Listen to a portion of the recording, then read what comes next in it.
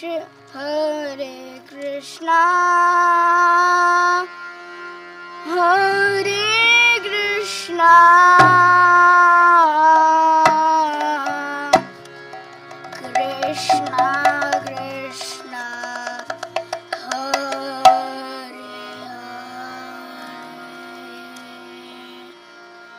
Hare, Hare Rama,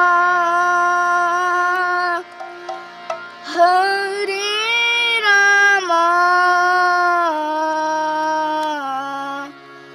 Rama Rama, Hare Hare.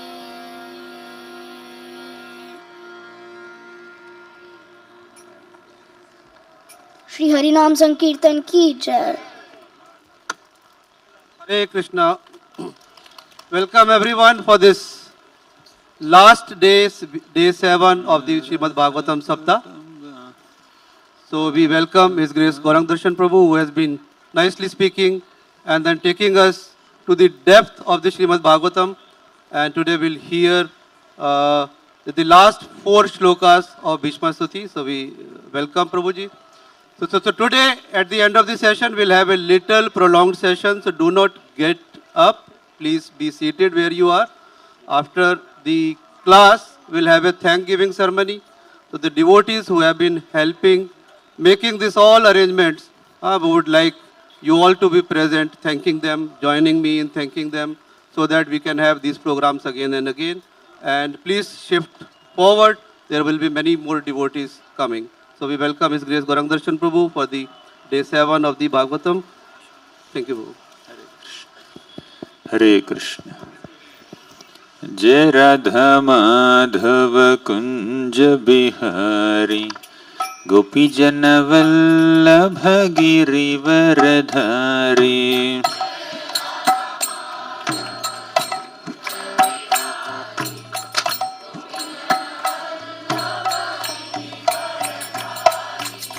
Jai Radha Madhava Kunja Bihari Gopi Jana Vallabha Girivaradhari.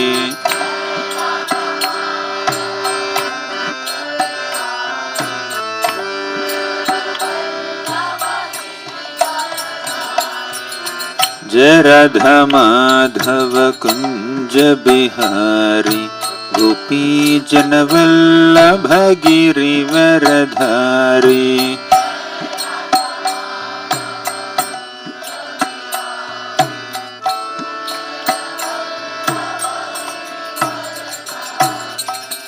Yashodanandana Braja Jana Ranjana.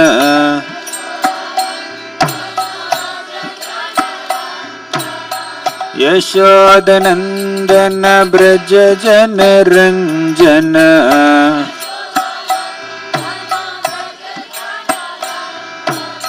Yashodanandana Braja Jana Ranjana.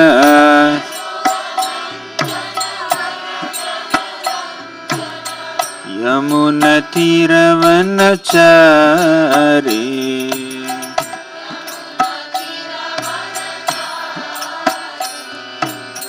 Yamuna Tiravanachari.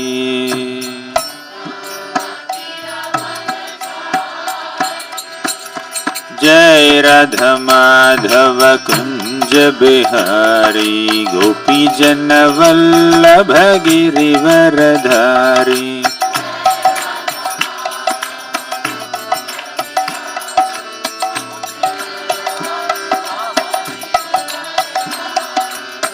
Jai Radha Madhava Kunja Bihari Gopi Jana Vallabha Girivaradhari.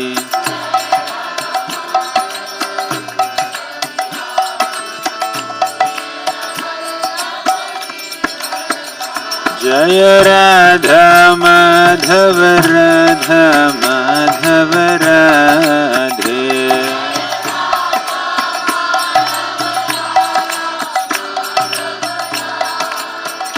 Jaya Radha Madhava Radha Madhava Radhe.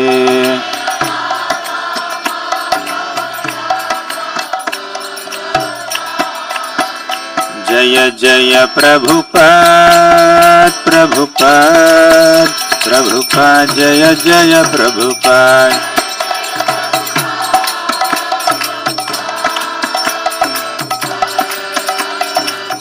जय जय प्रभुपाद प्रभुपाद प्रभुपाद जय जय Prabhupada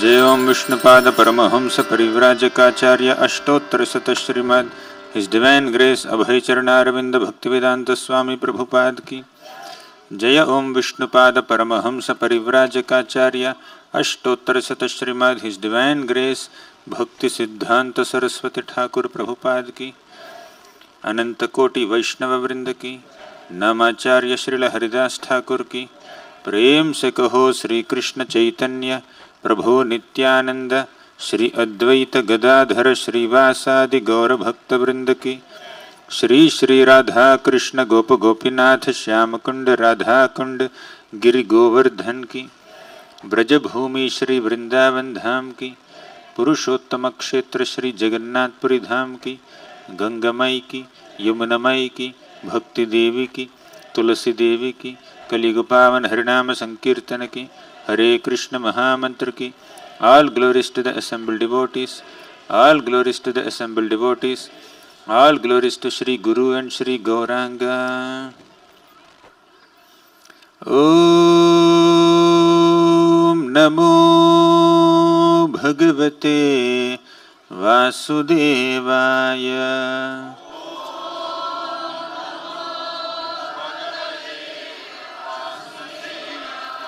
Om Namo Bhagavate Vasudevaya.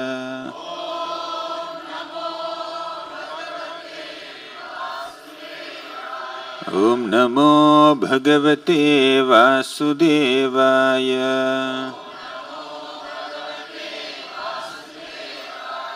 Om Ajnanatimirandhasya Jnananjanashalakaya चक्षुरुन्मिलितं येन तस्मै श्री गुरवे नमः श्रीचैतन्य मनोभीष्टं स्थापितं येन भूतले स्वयं रूपः कदा मह्यं ददाति स्वपदान्तिकं वन्देऽहं श्रीगुरोः श्रीयुतापदकमलं श्रीगुरून् वैष्णवांश्च श्रीरूपं साग्रजातं सहगणा रघुनाथान्वितं तं सजीवं साद्वैतं सावधूतं परिजनसहितं कृष्णचैतन्यदेवं श्रीराधा कृष्णपादान् सहगणा ललिता श्रीविशाखान्वितांश्च हे कृष्ण करुणा सिन्धो दीनबन्धो जगत्पते गोपेश गोपिका Kanta Radha Kanta नमोऽस्तुते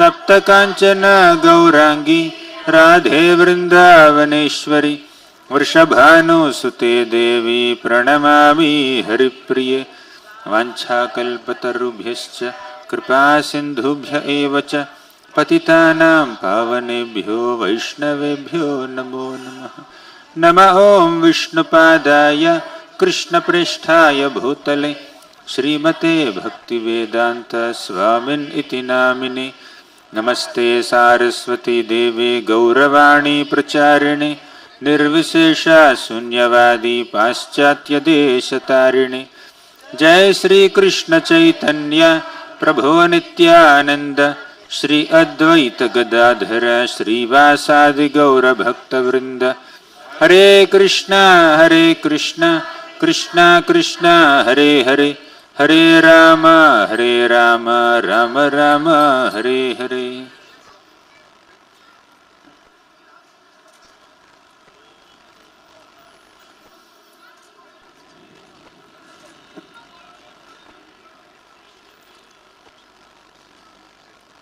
Hare Krishna. I welcome all the assembled devotees for this last session on the glories and prayers of Bhismadeva. I seek blessings from all the senior Vaishnavas present here. and I seek blessings of all the devotees who have assembled here to conclude this narration of the glories of Bhishma and especially the prayers of Bhismadeva that we have been doing in the last 6 days, and today is the 7th day. We have been discussing several glories of Bhishma, his attitude, his mood, how he was flexible enough to participate in the Kurukshetra battle on the side of adharma. Although at heart he is always on the side of dharma. We discussed how difficult it is to act as an instrument in the hands of Krishna when you know that you will fail. Arjuna acted as an instrument in Krishna's hands, knowing that he will win the war. He will win the battle of Kurukshetra. Tasmatva muttishta yashola bhasva jitva shatrun bhungshva rajyam samurdham mayai vaite nihataha purvameva nimitta matram bhavasavya sachin. Krishna told Arjuna, my dear Arjuna, I have already killed all your opponents and your victory is ensured. I am personally sitting in front of you to drive your chariot and to drive your life to ensure victory for you. And I have kept my dear devotee, Hanumanji, sit on top of your flag, on top of your chariot on this Kapidhwaja. Hanumanji's blessing from top. Krishna is guiding from front. And our Arjuna is surrounded by so many other well-wishing warriors and is fighting on the side of dharma. So, in such a circumstances, acting as an instrument in Krishna's will and fighting on behalf of Krishna is quite easy. But Bhishma's situation is more tricky, more difficult. Knowing very well that he is going to lose in this war, knowing that he will fall down on the battlefield of Kurukshetra, he fought. That requires more surrender, more dedication, more alignment to Krishna's will. Absolutely selfless. Bhishma was completely selfless. If somebody has even a slight tinge of selfish desire for personal honor, for public image, what will people think about me if I do this activity? For all time to come, I will be defamed. I will have bad reputation. People will misunderstand me. People will criticize me. Especially Kalika people are expert in criticism. They will make short reels, spreading criticism. Knowing all this, Bhishma said, if this is what Krishna wants me to do, I will do. So Bhishma is completely aligned with Krishna's will. Krishna wanted to prove to this world, however exalted you may be, if you take the side of adharma, you cannot win. You will have to be defeated. You will have to die, even in the hands of a younger warrior, less experienced warrior. So Bhishma is completely acting according to Krishna's will, while standing against Krishna. Just because a devotee is on the opposite side of Krishna, that does not mean he is not a devotee. At heart, he is always on the side of Krishna and devotees. So we have discussed several prayers where Bhishma started meditating on the Lord's form, especially the Lord's form as a chariot driver on the battlefield of Kurukshetra. One important and striking observation here. In all our lives, one devotee must have played a very crucial role. It could be our Diksha Gurus, our Siksha Gurus, or some other friend or companion who brought us to Krishna consciousness, or someone who has been regularly advising us and guiding us in our devotional service. So one devotee is very important. For some people it could be multiple devotees. But in the case of Bhishma, Arjuna's role is very important. Bhishma's darshan of Krishna is incomplete without Arjuna. Therefore, whenever Bhishma is addressing Krishna, he is addressing Krishna in relationship with Arjuna most of the times. Partha Saka, Vijaya Sakha, Partha Sarathi. So Arjuna plays a crucial role in Bhishma's connection with the Lord. Because Krishna manifested himself on the battlefield while driving the chariot of Arjuna, and Bhishma got to confront Krishna only in that scene. Therefore, Bhishma's meditation is primarily on Krishna as a chariot driver of Arjuna. Therefore, Arjuna has to be there in the frame of Darshan. Right? Some devotees, their connection with Krishna is through one Acharya, Srila Prabhupada. Some devotees connect with the Lord through Ramanujacharya, through Madhvacharya. So without this Acharya, one's connection with Krishna is not possible only. Similarly, in the case of Bhismadeva, his meditation on Krishna is incomplete without Arjuna there. So now in this mood, Bhishma is continuing to offer his prayers. Let's recite the 39th shloka of Bhishma Stuti. Vijaya Ratha Kutumba Attatotre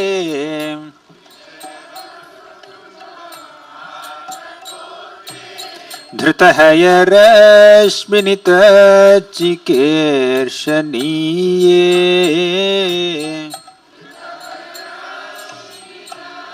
Shriyakshani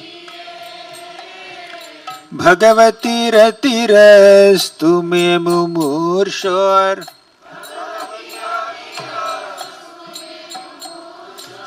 Yamihani rikshahata gata swarupam.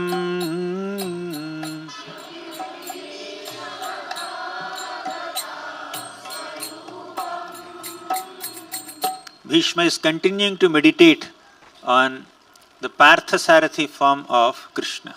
He says, Vijaya Ratha Kutumba Atta Totri. So Vijaya Ratha, Vijaya again refers to Arjuna. Arjuna has multiple names, Dhananjaya, Partha, Vijaya, Falguna. He has so many names. So Vijaya Ratha Kutumba means Krishna took the charge of protecting Arjuna's chariot. Therefore he is called Vijaya Ratha Kutumba. He is protecting Arjuna's chariot and Arjuna of course, right? So chariot driver also has a very key role to play in a war where the chariot driver is responsible to protect the warrior because he is so engrossed in war. The chariot driver has to take the chariot in right directions to facilitate his war, facilitate his fight. So Vijaya Ratha Kutumba Atta Totri. So while protecting the chariot of Arjuna, Vijaya, what is Krishna doing? With one hand, Krishna held the whip to drive the horses. You know, whip, there is one little stick with some like a rope kind of thing tied to the end of the whip, end of this stick or handle. So he just have to move the horses ahead. So he is holding that Atta Totre Dhrita Haya Rasmini. With one hand he is holding the whip, with the other hand he is holding the reins of the horses. Right? The horses are tied to ropes and Krishna is holding the ropes with his hand. So with his two hands are engaged. Krishna did not manifest a 400 form or 1000-handed form there. He manifested only two-handed form. Both hands are occupied in the service of our Arjuna. Arjuna is serving Krishna. By doing what? By participating in this war, by being violent, by killing the miscreants, and by assisting Krishna in establishing dharma. That's how Arjuna is serving Krishna while standing on the chariot.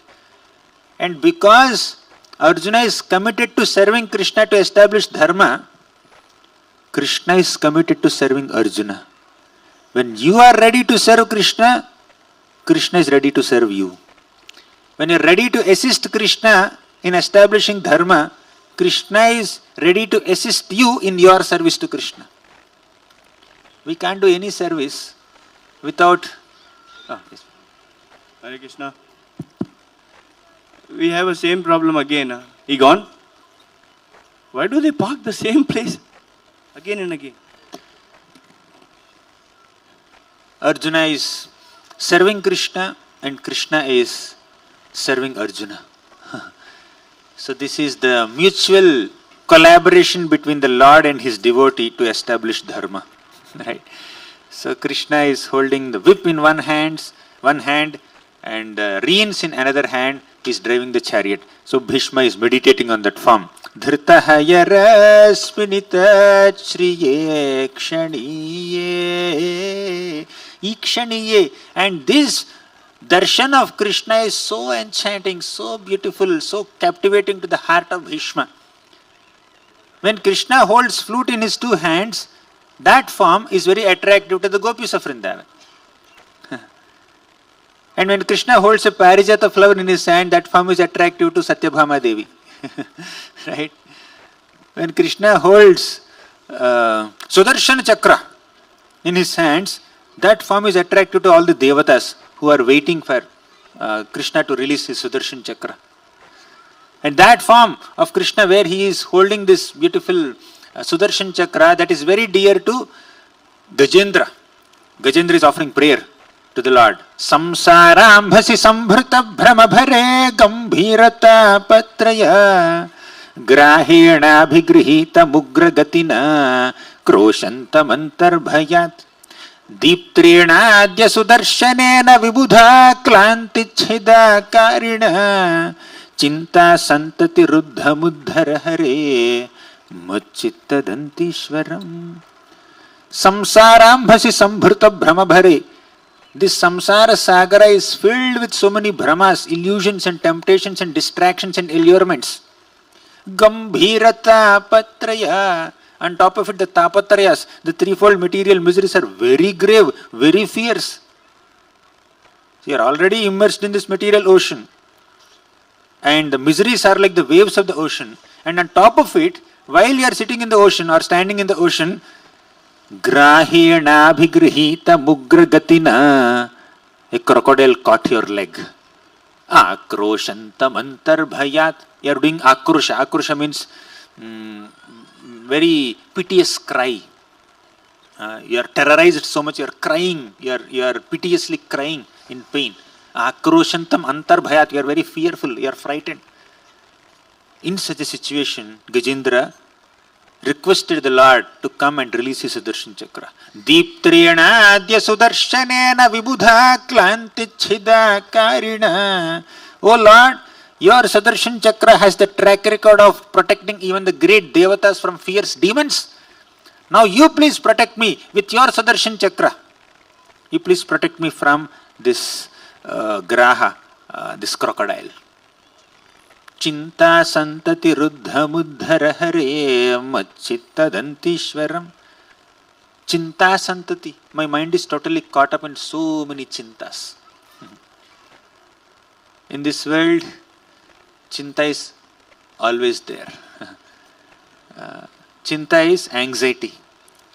Anxiety creates a burning sensation. Right? As if we are being burnt by fire, anxiety, chinta, creates a burning sensation. Chitta, you know chitta? Chitta means the funeral pyre at the last stages of life. Chitta creates burning sensation only once. Chitta burns our body only once. But chinta burns our mind throughout our life. To protect ourselves from this chitta and chinta, to protect ourselves from the burning sensation caused by chitta and chinta, you know what we should do? We should do chintan. Chintan is meditating on the Lord. Ananyas chintayanto mam ye janaha paryupasate tesham nityabhiyuktanam yogakshemam vahamyaham. So you should do chintan of Krishna. Constantly think about Krishna. Then you will be relieved. So here in this prayer, our mind is compared to Gajendra, and this, just as Gajendra is waiting for Sudarshana Chakra to come and release him from this crocodile, we should also wait for the Lord Sudarshana Chakra to release us from this material existence. That's our prayer. So anyways, the current context here is that some people are excited to see Sudarshan Chakra in Krishna's hands, some people are excited to see flute in Krishna's hands, some devotees are excited to see some butter in Krishna's hands, monkeys are excited to see butter in Krishna's hands. Gopas are excited to see butter and milk products in Krishna's hands. Madhumangal is excited to see laddu in Krishna's hands. Right? But Bhismadeva is excited to see a whip and the reins of the horses in Krishna's hands. Bhakti is very personal. Bhakti is extremely personal. You can connect with Krishna in a specific form that you like.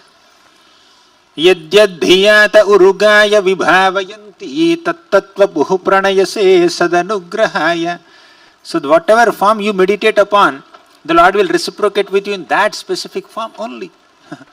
So Bhishma is meditating on this form. So he is saying, Bhagavati ratirastu me mumurshor. Let me have that rati or attraction towards that Bhagavan who is holding the reins of Arjuna's chariot. Then Yamiha niriksha hata gataha swarupam. Very important point. As Krishna is just standing on the sitting on the chariot of Arjuna, driving the chariot of Arjuna, something interesting happened.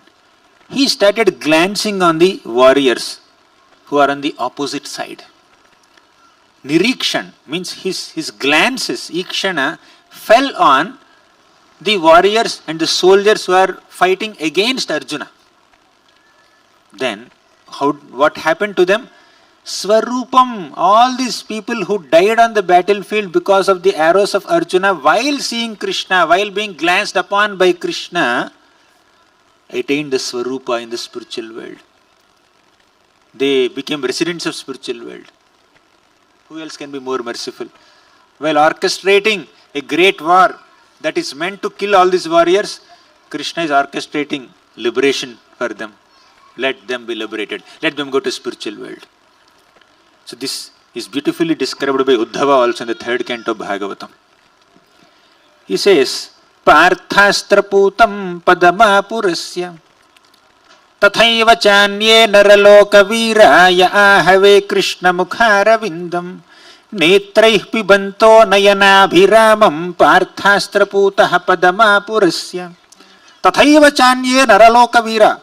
All the Naraloka Viras, all the great heroes in this human world, they have assembled on this battlefield of Kurukshetra. Tathaiva chanye Naraloka Vira ya ahave Krishna mukharavindam. While fighting in this battle of Kurukshetra, they are drinking the nectar of Krishna's beauty. Mukharavindam, Krishna's face is like Aravinda, a lotus.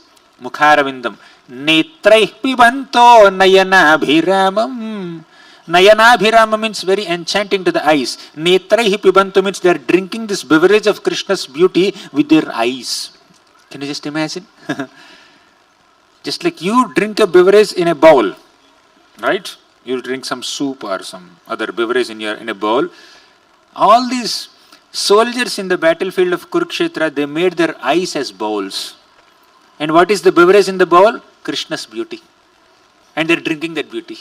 Netraih pibanto nayanabhiramam. While they are drinking the beauty of Krishna, while fighting, Parthastra putam padama purasya. Partha is raising astras. Putam, they are purified. By the astras, by the weapons of Arjuna, they are purified. Padama purasya, they attain the spiritual world. Right? Same thing Bhishma is also saying here. He is saying in the last line, Yamiha niriksha hata gataha swarupam. Hata, they are killed. And Gataha Swarupam, they attained the Swarupa, their own spiritual forms. Even when Krishna orchestrates a massive massacre, massive killing, organized killing on the battle in war, Krishna is not a violence seeker. Krishna is speaking peace, speaking about peace on the battlefield. Where did he speak about peace? The peace formula, what is that? Bhoktaram yajnatapasam sarvaloka maheshwaram suhridam sarvabhutanam gnatva shanti mrichati. He is a shanti lover, peace lover only. But sometimes violence is required to establish peace. Sometimes some kind of diplomacy is required to establish dharma. Therefore Krishna is orchestrating this war. Otherwise Krishna is happy playing his flute in Vrindavan and playing with the Gopas and Gopis and butterflies and peacocks and monkeys in Vrindavan. He doesn't need to come here. It's an austerity for Krishna to come here and orchestrate this battle. Right? But still he is doing it. For what? For our sake. To establish dharma. Sometimes to establish dharma you have to participate in war, you have to be violent, you have to use astras and shastras, you have to use diplomacy, you have to use politics. All these are required to establish dharma because people in this world are filled with corrupt minds. To handle that corruption, to deal with the corruption in the minds of common people, sometimes violence is required. Krishna is not a lover of violence, as some people may conceive of. So even through violence, he is giving liberation to people who are dying on the battlefield of Kurukshetra. Parthastra putam padamapurasya. Now Bhishma in so many shlokas, this is the one, Parthastra putam padamapurasya. So in so many shlokas, Bhishma is glorifying Partha Sakha or Vijaya Sakha, Arjuna Sakha, Partha Sarathi, Vijaya Sarathi. Basically, Arjuna's name is referred to by Bhishma so many times. Does it mean that Arjuna is the most exalted devotee of all the devotees of Krishna? Is Arjuna the best of all devotees of Krishna? Bhishma says no. My connection with Krishna is in Virya Rasa. Therefore, Arjuna played a role there. But the topmost devotees of Krishna are not the Pandavas. They are the Gopis of Vrindavan. And Bhishma is aware of it. Bhishma had the awareness that Gopis of Vrindavan are the most exalted, topmost devotees of Krishna. But Bhishma loves this Parthasarathi form, loves the Chaturbhuja form. He is in a Dasya mood with a specific flavor of Virya Rasa. That's why he is loving this form. So although according to hierarchy, one rasa is the topmost. Now we have 5 rasas, right? Shanta rasa, Dasya rasa, Sakhya rasa, Vatsalya rasa and Madhurya rasa. 5 rasas. So by doing an unbiased comparison between these 5 rasas, Madhurya rasa is the topmost. But someone who is serving Krishna and connecting with Krishna in Dasya rasa is happy in that rasa. The other day I was giving this example. There are 10 floors in that building, 10th floor is the topmost. But someone who is sitting in the 5th floor is happy. He is blissful in 5th floor. He is blissful in the 2nd floor. Similarly, someone who is connecting with Krishna in Dasya Rasa or Sakhya Rasa, they are very happy. It's not that they are aspiring. All the Sakha Bhaktas, Gopas are aspiring. One day I will become Gopi. Because Madhurya Rasa is the topmost. All of us should become Gopis one day. Gopas are not thinking to become Gopis one day. Right? Or they are not wanting to upgrade their Rasa to Vatsalya. Yashoda Mata is Yashoda Mata. Eternally she is Yashoda Mata. So some devotees love and serve Krishna eternally in that mood only. And that is the topmost for them. And that's how they can connect with Krishna. Therefore one should never have this artificial sense of superiority of one's own bhakti and demean other Vaishnavas. Krishna is happy, the devotee is happy. Oh, who are you in between? To say that, I am better, you are not better. So this, one should not, a devotee does not become proud. A devotee respects every devotee's individual connection with the Lord in a particular mood.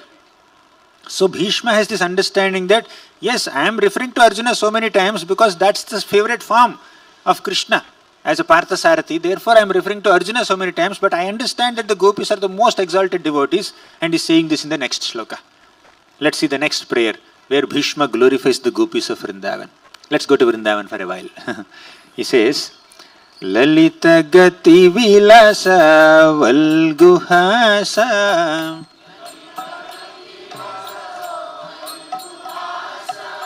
Lalita Gati Vilasa Valguhasa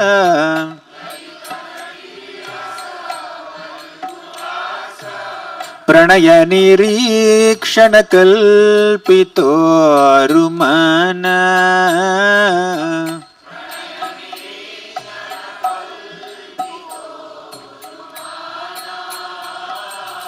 Pranaya Nirikshana Kalpito Rumana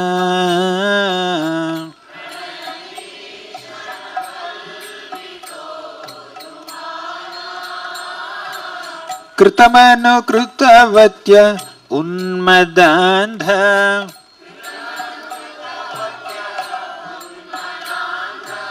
Prakriti Magan Kilayasya Gopavadhva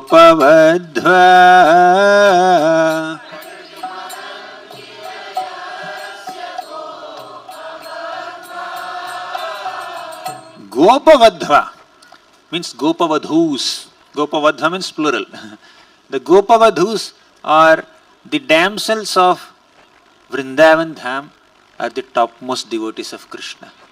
Of all the devotees of Krishna, who has the greatest love for Krishna? The Gopis. And amongst all the Gopis, who is the most exalted Gopi? Srimati Radharani. That understanding many devotees have, right?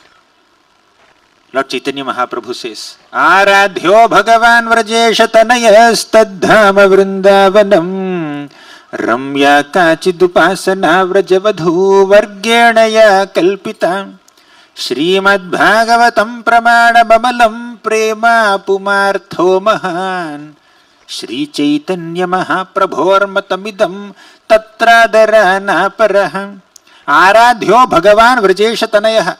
Lord Chaitanya Mahaprabhu, who introduced this Gaudiya Vaishnava line. So, he said that for Gaudiya Vaishnavas, 5 things are topmost. Number 1, Aradhyo Bhagavan, our supremely worshipable deity is Vrajesha Tanaya, means the son of the king of Vrindavan, that is Lord Sri Krishna, Gopal Krishna. Aradhyo Bhagavan Vrajesha Tanaya. Second, Tadhama Vrindavanam, our topmost spiritual abode is Vrindavan. Third, Ramya Kachidupasana Vrajavadhu Vargenaya Kalpita. And who are the topmost devotees of Krishna, who have done the topmost and the best worship of Krishna? Gopis of Vrindavan. Ramya Kachidupasana, the greatest upasana of Krishna is done by the Gopis, Gopavadhus. Third, Gopis. Fourth, what is the topmost evidence? The greatest praman for this? Srimad Bhagavatam Pramana Bamalam. The topmost evidence is Srimad Bhagavatam, the greatest Purana. Many Puranas are there. After compiling all these Puranas, Vyasadeva was not happy. He was not satisfied. Therefore, he compiled Srimad Bhagavata Purana. Then, Prema Pumartho Mahan. Fifth point is, the greatest goal of life, human life, is to love Krishna. Prema. So, these 5 things Mahaprabhu established as the essence of our Siddhanta. You need to prioritize these 5 things. Shri Chaitanya Mahaprabhormatamidam Tatradharana Paraham. So Lord Chaitanya Mahaprabhu established that these 5 are the most important things. And interestingly, a description of all these 5 things about Vrindavan Krishna, about Vrindavan Dham, about Vraja Gopis, about Bhagavatam, and about Prema, Krishna Prema. All these 5 topics are very nicely, vividly described in the Srimad Bhagavatam. Yesterday after our session, one devotee came here and he started presenting the glories of Srimad Bhagavatam. You remember? Very beautiful. He was quoting some shlokas from Padma Puran. Padau yadiyau prathama dvitiyau. Now in these shlokas we understand how Srimad Bhagavatam is non-different from Krishna. When you are studying the Srimad Bhagavatam, you see 12 cantos of Bhagavatam are very nicely kept on this altar. When you are studying the Srimad Bhagavatam, you are actually taking darshan of Krishna's form. Padau yadiyau prathama dvitiyau tritiya turyau kathitau yaduru nabhistatha panchama eva shashto bhujantaram doryugalam tathanyau kantastu rajan navamo yadiyau mukharavindam dashamah prafullam ekadasho yasya lalatapattam shiropitu dasha eva bhati. Now, please remember this. Padau yadiyau prathama dvitiyau. Srimad Bhagavatam has 12 cantos. And the first 2 cantos represent Krishna's 2 lotus feet. Padau yadiyau prathama dvitiyau. The first and second cantos are Krishna's 2 divine lotus feet. Clear? Tritiya turyau kathitau yadaru. The third and fourth cantos are the urus, are the thighs of Krishna. Nabhistatha panchama eva. The 5th canto of Bhagavatam is the Nabhi, the navel of Krishna. Then panchama eva shashto bhujantaram. Bhuja means arms. Bhujantaram means that which is enclosed within these arms, that is the chest. The 6th canto of Srimad Bhagavatam is Krishna's chest. Then the next 2 cantos, 7th and 8th cantos are Krishna's arms. Kantastu rajan navamo yadiyo. The 9th canto of Srimad Bhagavatam is the neck, is the throat of Krishna. Mukharavindam dashamaha prafullam. The beautiful lotus-like face of Krishna is the 10th canto of Srimad Bhagavatam that describes Krishna's pastimes. Ekadasho yasya lalatapattam.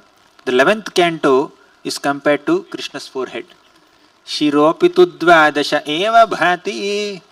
The 12th canto is the head of Krishna.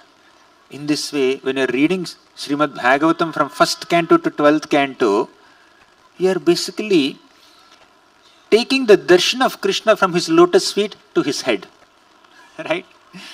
How many of you have taken darshan of Krishna by studying Bhagavatam? Huh? Means how many of you have studied the 12 cantos of Srimad Bhagavatam? That's the question. You have done 12 cantos? Rishabdev? You have done first canto. Means you have taken darshan of the lotus feet of Krishna. 1 foot of Krishna. So, no problem. As you grow, you have seen partial darshan of 2nd canto. I mean, 2nd lotus foot of Krishna. Very good. So, when we study Srimad Bhagavatam from the 1st canto to last canto, we are taking darshan of Krishna. Bhagavatam is not different from Krishna. Bhajamahe Bhagavatasvarupam Tamadidevam Karunanidhanam Tamalavarnam Suhitavataram Apara Samsara Samudra Setum Bhajamahe Bhagavatasvarupam. So, that Adideva, the Supreme Lord Krishna, has kindly manifested in the form of a book called Srimad Bhagavatam. Karunanidhanam, he is an ocean of compassion, therefore he appeared in the form of a book. After going back to the spiritual world, he thought, no, I have to be there with these people, especially people of Kali Yuga. They need guidance. So let me appear in the form of a book. Granthavatar, Srimad Bhagavatam. The first day we discussed the glories of Srimad Bhagavatam slightly. Unlimited glories. Apara samsara samudra setam, the Srimad Bhagavatam is like a great bridge that helps us cross this material ocean. Compare this material world to an ocean. Can anyone make a bridge across an ocean? Very difficult. You can at the max make a small bridge in a small portion of ocean, okay, which may be like few kilometers, that's all. Can you make a big bridge across the ocean directly? Very difficult. But Srimad Bhagavatam is that bridge. That is a wonderful bridge that helps us cross the material ocean. This material world is like an ocean. So, Srimad Bhagavatam, especially when we study Srimad Bhagavatam with the purports of Srila Prabhupada. Yes, you see all these books are written by Vyasadeva and very nicely explained by Srila Prabhupada. So, when we study Srimad Bhagavatam along with the Bhaktivedanta purports, then we'll get a better understanding of Srimad Bhagavatam. We'll go deeper into the nuances of the pastimes of Bhagavatam, the philosophy of Bhagavatam, and we'll get great perspectives and insights and multiple actionable, practical, relatable, digestible lessons from these pastimes, and we can put all this great philosophy into practice. Bhagavatam is not just to accumulate information of the universal history. Bhagavatam is meant for our transformation of our heart, right? And Prabhupada's purports facilitate that. Whatever I am discussing all these 7 days is primarily from the purports of Srila Prabhupada, as he has given purports to Srimad Bhagavatam. Time to time I am also taking from other scriptures like Chaitanya Charitamrita and Mukundamala Stotra and Brahma Samhita here and the Bhagavad Gita. But all of it is from Bhagavatam. So let's take shelter of Bhagavatam. So out of the 5 things that are emphasized by Lord Chaitanya Mahaprabhu, Bhagavatam is one, but the context here is Gopis also. In this particular prayer, Bhishma is glorifying the Gopis of Vrindavan. So the Gopis of Vrindavan have done the topmost worship of Krishna. Let's see the meaning of this shloka. Lalita gati vilasa valguhasa. Lalita gati means his very charming movements. When Krishna is moving in Vrindavan, that movements are so charming. Krishna doesn't even wear footwear. Krishna doesn't wear even shoes in Vrindavan. He walks barefoot. The greatest wealth of Vrindavan is the footprints of Krishna. When Krishna walks on the surface of earth in Vrindavan, Krishna imprints his footprints on the surface of earth, and no Gopa or Gopi or a cow or a calf or a peacock or a monkey would disturb those footprints. To understand where Krishna is, you can easily follow his footprints and reach there. You don't need a Google Maps to reach where Krishna is. So Google Map is his footprints. Footprints are undisturbed. Cows are not stamping on them. We just follow them and then reach where Krishna is. So Vrindavanam sakhi bhuvo vitanoti kirtim yaddevaki sutapadam bujalabdha lakshmi. Vrindavanam sakhi bhuvo vitanoti kirtim. The land of Vrindavan is glorifying this entire earth planet, is increasing the reputation of this planet earth. Why? Yaddevaki sutapadam bujalabdha lakshmi. Because Vrindavan land has attained the wealth of the divine footprints of Krishna. Right? So that is the greatness of Vrindavan Dham. So, in Vrindavan, Krishna's movements are Lalita. Very enchanting, very charming. Lalita Gati Vilasa Valguhasa. We discussed only Lalita Gati so far. Vilasa Valgu. Krishna's pastimes in Vrindavan are so enchanting. Lalita Gati Vilasa Valguhasa. Very important. Valgu Hasa means Krishna's conversations are so sweet. Hasa, Krishna's smile is so sweet. You want to understand the greatness of Krishna's smile? There's a beautiful shloka in the third canto of Bhagavatam that describes the greatness of Krishna's smile. Not only sweetness, but the impact of Krishna's smile on our consciousness. Let's discuss this. Hasam hare ravanata khila lokativra shokashru sagara visoshana matyudaram sammohanaya rachitam nijamaya yasya bharumandalam munikrite makaradhvajasya. Hasam harer avanata akhila loka tivra shoka ashru sagara visoshanam ati udaram. Krishna's smile is so benevolent, so causelessly merciful, that it can dry up an ocean of lamentation. The conditioned soul in this material world has been experiencing material miseries and created an ocean of tears. He's crying and crying and crying, and he created a big ocean of miseries, ocean of tears. And if you look at Krishna's smile, reassuring smile, enchanting smile, that ocean of tears will be dried up like this. Ocean of tears will be dried up. Even though the ocean of tears is as big as Pacific Ocean, it can be dried up within a moment. That is the power of Krishna's smile. So, Valguhasa. Lalita Gati Vilasa Valguhasa Pranaya Nirikshana Kalpito Rumana. After describing Krishna's movements in Vrindavan, pastimes in Vrindavan, and his smiles in Vrindavan, Bhishma is going to describe his glances in Vrindavan. His glances. Pranaya Nirikshana. These are not normal Nirikshana. Nirikshana means glance. Pranaya Nirikshana means loving glance. Krishna in Vrindavan lovingly glances upon his devotees. Very sweet. Now, what is the power of Krishna's glance? This morning we were discussing in the Nityam Bhagavata Sevaya session. I think in Damodar Desh, today the devotees have completed one systematic reading of Srimad Bhagavatam, which they have been doing since 18 years. Today we discussed the last 3 shlokas of the last chapter of the last canto of Bhagavatam.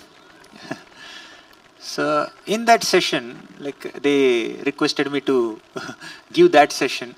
I said, what is this double fortune? Already you are giving me so much association of 700, 800 devotees every day coming and hearing Srimad Bhagavatam. But they said, Prabhu, you speak the last 3 shlokas of Bhagavatam and conclude our Bhagavatam, Nityam Bhagavat Sevaya 1 round also. Sri Vallabh Prabhu is saying that today we have 3 Purnahutis, right? One is Nityam Bhagavat Sevaya Purnahuti, second is this Bhagavat SAPTAHA Purnahuti. Anyways, in that session, this morning session, one devotee asked, what is the effect of darshan?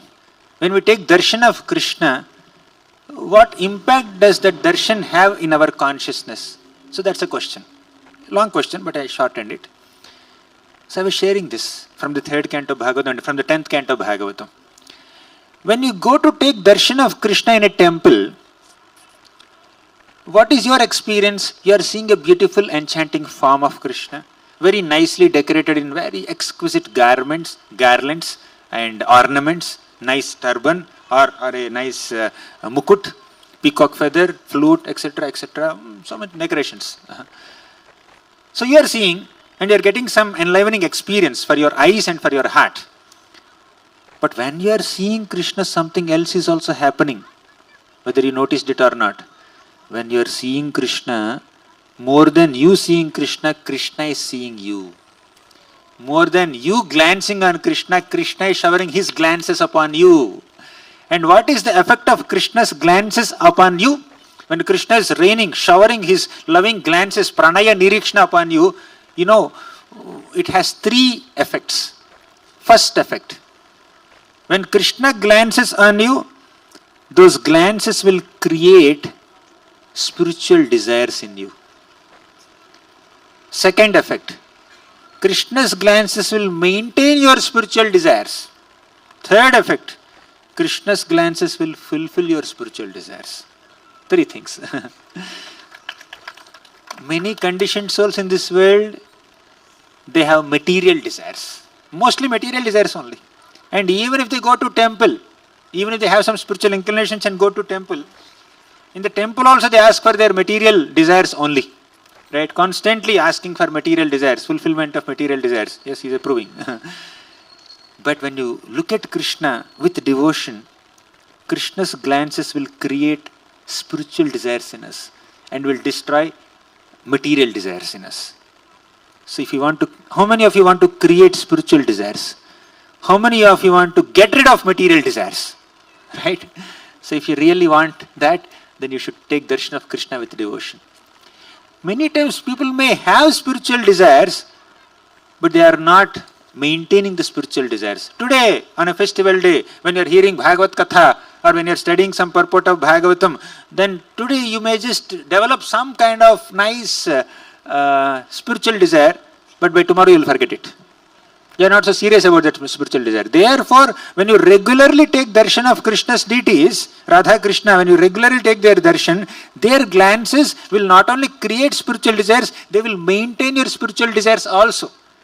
Okay, somebody is having spiritual desires and they are also maintaining the spiritual desires nicely, but they are unable to fulfill. How many of you had some nice spiritual desire, say for example visiting Vrindavan or visiting Mayapur during Kartik time, but you could not fulfill it for a long time. So many years passed. Oh, this year I could not go to Vrindavan. Last year I could not go to Vrindavan. 10 years I am planning, I could not fulfill this desire. You may think like that. But by regularly taking darshan of Krishna with sincere devotion, you will fulfill your spiritual desires also, sooner or later. So what is the effect of taking Krishna's darshan? Three things. Tell me. Creation of spiritual desires, maintenance of spiritual desires, fulfillment of spiritual desires. Right? That is the glory of pranaya nirikshana. So I am going word by word. I don't know when will I complete this shloka. So let's go fast. Lalita gati vilasa valguhasa pranaya nirikshana kalpito rumana kritamanu kritavatya unmadandha prakriti magan kilayasya gopavadva. Now these gopavadhus have this great fortune of seeing Krishna's enchanting moments, witnessing Krishna's pastimes, and seeing Krishna's smiles, and also showering themselves with Krishna's loving glances. They have profuse access to all these attributes of Krishna. And unmadandhaha, these gopis become completely maddened by ecstasy. By seeing Krishna, by coming in contact with Krishna, they will be maddened by ecstasy. They are the topmost devotees of Krishna. Who can taste sugar? One who has real relish or taste for sugar only will be able to relish sweets. Some people are there, even if you give them sweets, we are not excited. Mirchi legao. Right? And some people you bring them mirchi, by seeing them they'll just run away. Many times when I touch mirchi, my hands will burn. I'm literally saying this. My hands burned so many times because of touching mirchi. What to speak of eating mirchi. When I eat mirchi, then nayanam galadhashru dharaya, vadanam gadgadardhaya gira. When I touch mirchi also, my hands will burn. But there are some people, Unless they keep 4 or 5 mirchis in their plate, the meal morsel will not go into their mouth only. They can't handle sweets, right? But who can handle sweets? One who has good digestive power. One who actually have a taste for sweets. You can handle sweets, you are brahmanas. Therefore you are able to handle sweets. So anyways, the gopis of Vrindavan are very pure in their consciousness. Therefore they have taste for Krishna's darshan, Krishna's pastimes. When Bhagavata Katha is going on, when nice narration of Krishna's Nama, Rupa, Guna, Lila is going on, who can actually taste it? Who can relish it? One who has a soft heart. What is that softening of heart? Love for Krishna. One who really have love for Krishna can relish Krishna's Nama, Rupa, Guna, Lila nicely. Right? Otherwise, ordinary people may not be able to relish. They may relish materialistic topics, mundane topics. They may like gossip. They may like some mundane, materialistic, sense gratificatory and very, very soul degrading topics. They may like that. They have taste for it. But devotees who have spiritual inclinations can actually relish Krishna's Nama, Rupa, Guna, Lila. And amongst all the devotees, the topmost devotees of Krishna, they are never satiated by seeing Krishna or hearing about Krishna or witnessing Krishna's pastimes or showering themselves by Krishna's glances. So, even to digest sweet, you need to have good digestive power. Similarly, even to relish Krishna's darshan, you should have prema for Krishna. And gopis are the topmost lovers of Krishna. Therefore, they can relish Krishna's pastimes. And Bhishma is saying, these gopis are the topmost devotees. Even the greatest devotees like Uddhava, they aspire to take the dust from the lotus feet of the gopis. Gopis are not ordinary devotees. How Krishna conscious they are.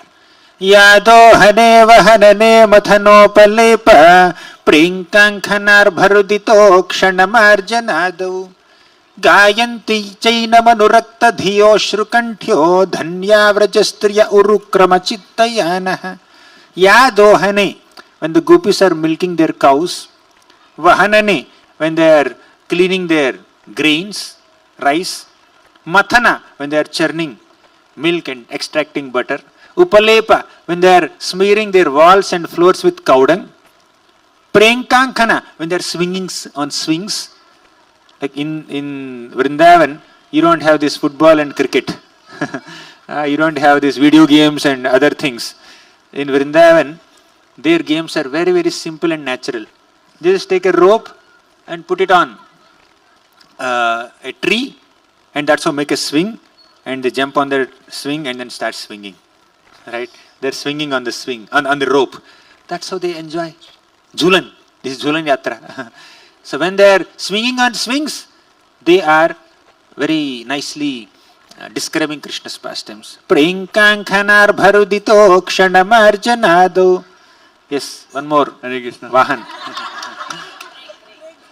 Why you change, Baba? E56515, this Porsche. Whose car is this, Baba? Please, why you trouble us every day? Who is this? You. Please, can you remove this car? You can't be parking in no parking, blocking somebody else's house.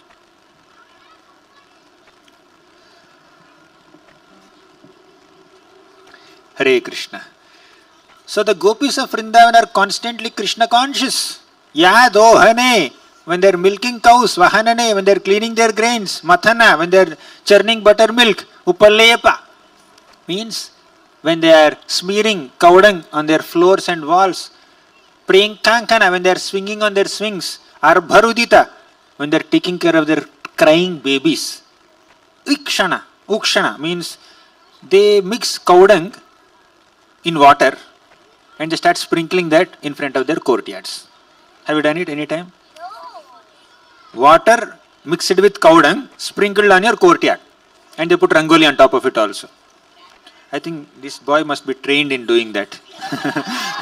He's making all faces. Gopis are doing. Prenkankanar bharuditokshana marjanado. When they are cleaning their courtyards, they are singing Krishna, singing Krishna's glories. Gayanti chaina banurakta dhiyo shrukantyo. Gayanti. They are singing the glories of Krishna. Anurakta dhiya. Their minds are completely immersed in love for Krishna. Ashrukantyo, they are having tears in their eyes when they are having faltering voice when they are glorifying Krishna. Dhanyavrajastriya urukrama chitta yanah. So these gopis are so dhanya. Urukrama chitta yanah, their mind, their chitta consciousness is constantly hovering about the thoughts of Lord Urukrama. That's the glory of the gopis. And Bhishma is acknowledging the glories of the gopis of Vrindavan. Brahma glorified the gopis, Uddhava glorified the gopis, Krishna glorified the gopis. That's the position of the gopis of Vrindavan. Bhishma is saying no. He was about to die. Now, 2 more shlokas, Bhishma is in the spiritual world. Right? How much time do you require to recite a shloka? We are taking some 15-20 seconds to recite a shloka. We have 2 more shlokas in Bhishma Stuti pending. So 40 seconds are required for Bhishma to recite the remaining shlokas. Just think like that.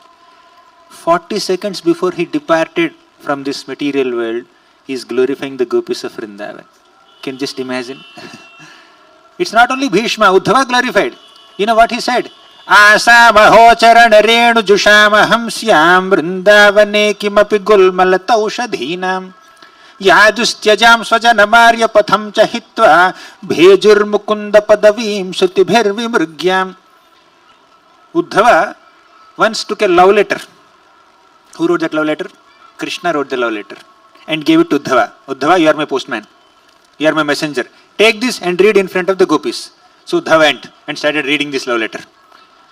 But one gopi, Srimati Radharani, saw a bumblebee and imagined that bee to be Krishna and imagined that bee to be a messenger of Krishna also and started scolding that bee, left, right, center. As Uddhava is reading the letter. And in the madness of ecstasy, all these gopis are singing the glories of the Lord, chanting the names of the Lord. When Krishna was departing from Vrindavan, they were chanting Govinda, Damodara, Madhava. Govinda Damodara Madhaveti, Govinda Damodara Madhaveti, Govinda Damodara Madhaveti.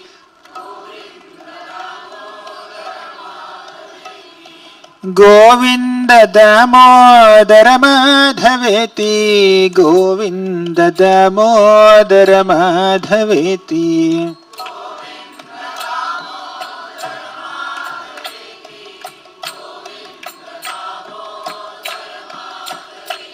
In this way, the gopis are chanting Govinda, Damodara, Madhava and then crying profuse tears when Krishna was leaving Vrindavan. And after a few months, Krishna did not come to Vrindavan, but he had sent a messenger, Uddhava, to Vrindavan. And in front of Uddhava also the gopis are crying. Profusely they were crying. And after hearing this letter, the gopis turned towards the side where Mathura city is located and they extended their hands and they are piteously praying to Krishna, Krishna, when will you come and give your darshan? Seeing this unique and most exalted display of pure Krishna prema, pure Krishna consciousness, Uddhava became completely humbled and he said, Asama ho charana rena jushama hamsyam. My desire is to get the dust from the lotus feet of all these gopis of Vrindavan. But if a prince, a regal, royal prince of Vrindavan, of Mathura city, comes and asks the simple village girls, gopis, oh gopis, can you please give me dust from your feet? They will not give. Hey, you are a prince, we are simple village girls. They will feel shy. They will feel very embarrassed and awkward to offer their dust to the exalted prince Uddhava. Therefore Uddhava had a plan. What was that plan? Vrindavane kimapi gulmalataushadhinam. Let me become a gulmalata. Let me become a humble, simple creeper. Or a blade of grass in Vrindavan. So that when these gopis walk on the surface of land of Vrindavan, automatically their dust will fall on me. If I become a blade of grass, if I become a creeper in Vrindavan, their dust will fall on me. How many of you want to become a blade of grass in Vrindavan? Please tell me. Not many. Few, but not so many. Because it's not that easy. It's easy to recite Tranadapi Sunichena Tarorapi Sahishnuna every day. It's easy to memorize. But do you really want to become a trina, a blade of grass? Not that easy. And Prabhupada says, not just blade of grass, become a straw on the street. At least blade of grass is green. It is still connected to the ground. It's grounded, right? It has life.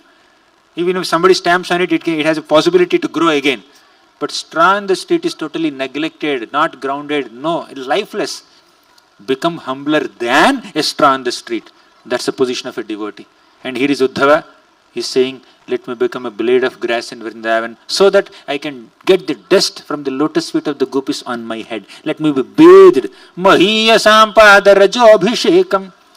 Let me be bathed with the dust from the gopis' lotus feet. Not even Krishna's lotus feet, gopis' lotus feet. That's the position of the gopis. Gopis are not ordinary devotees. And amongst all the gopis, Srimati Radharani is the topmost.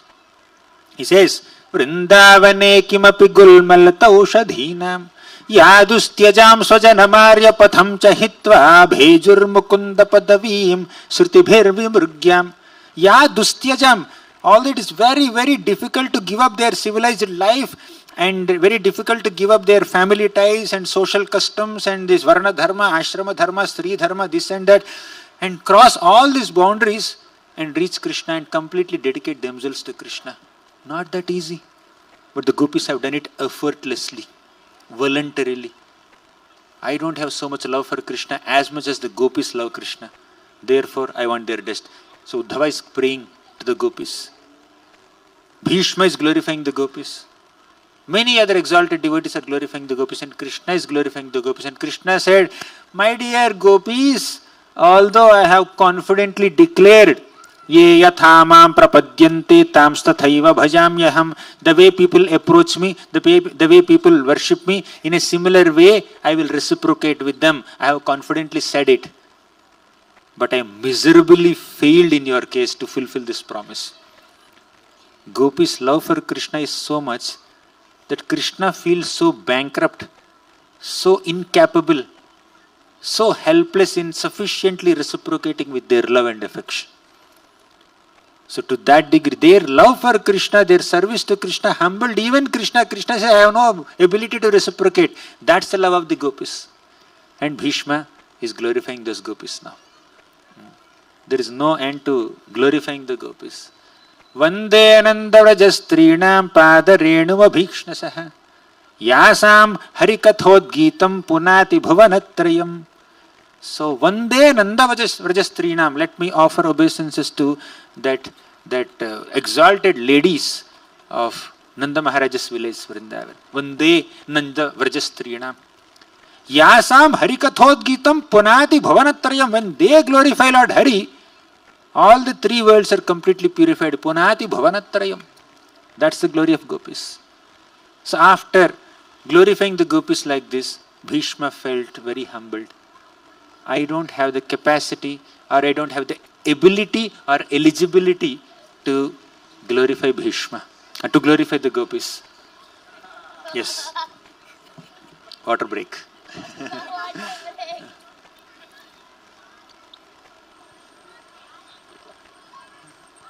Hare Krishna. Jaguar P9540. Can you 9450? Sorry. Can someone please remove this ASAP?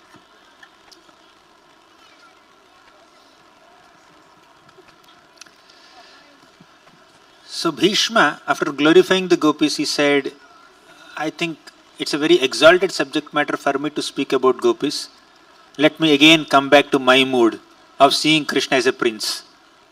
So now we are coming back from Vrindavan to Hastinapur, Indraprastha, Kurukshetra. So let's see the last two prayers quickly and complete our katha. So last but one prayer, 41st prayer. Munigana Nrupavarya Sankulenta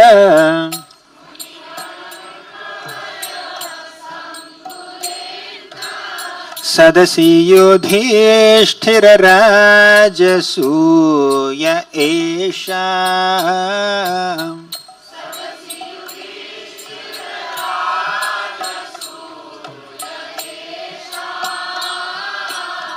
Arhanamupapeda Ikshaniyo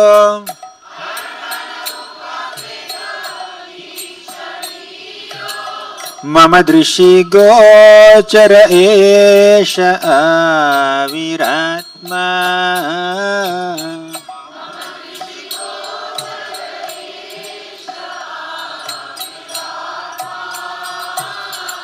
Munigana nrupavarya sankulenta.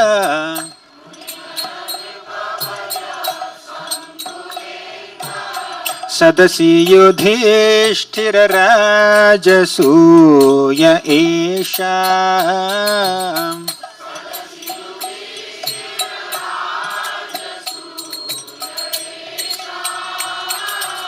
Arhanamupapeda ikshaniyo.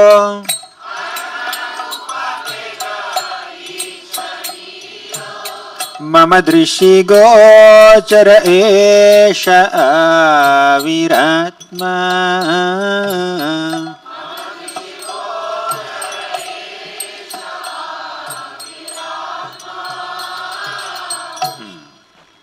He's saying, Muni Gana Nrupavarya Sankulentaha. In the Rajasuya sacrifice organized by Yudhishthira Maharaj at Indraprastha, so many munis have assembled. Munigana. Nrupavarya means the best of all kings also have assembled. Even devatas came there. Right? Munigana Nrupavarya Sankulentaha Sadasi Yudhishthira Rajasuya Esham. Sadasi, in that assembly of Rajasuya sacrifice conducted by Yudhishthira Maharaj, so many exalted personalities have assembled. Then he says, Arhanam Upapeda Ikshaniyo. Who is the most eligible personality to receive the first worship in this auspicious occasion of this Rajasuya sacrifice? Everybody unanimously agreed. Yes, Krishna is the most eligible personality to receive this Agra Puja, first worship. Everybody agreed. Except Shishupala, everybody agreed.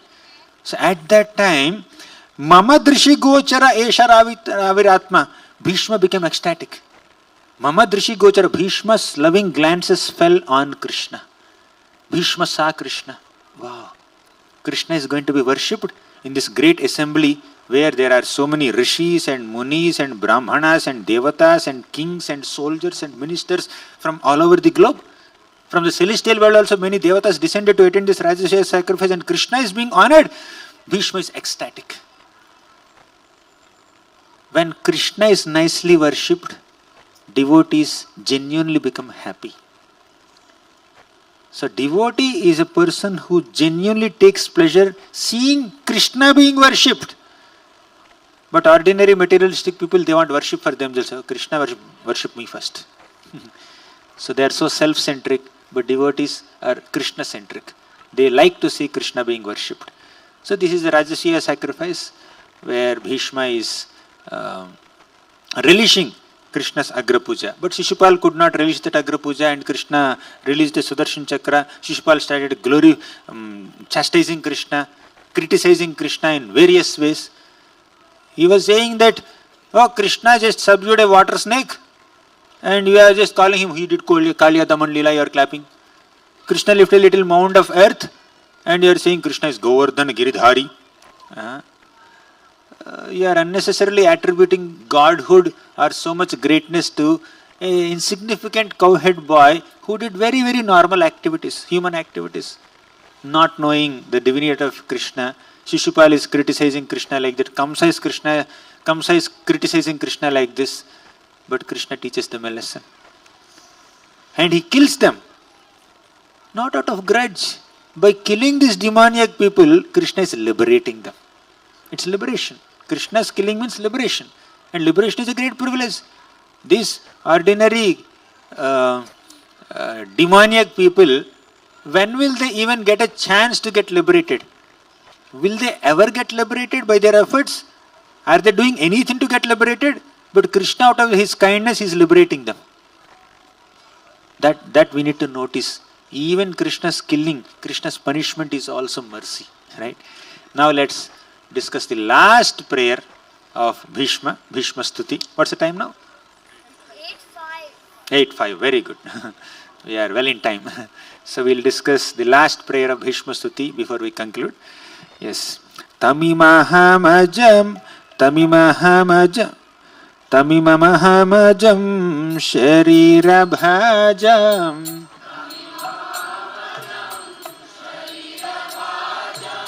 हृदि हृदि धीष्ठितमात्मकल्पितानाम्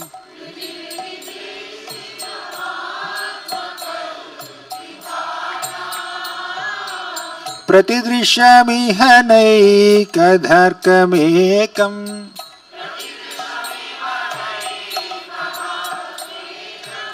समधिगतोऽस्मि विधूतभेदमोह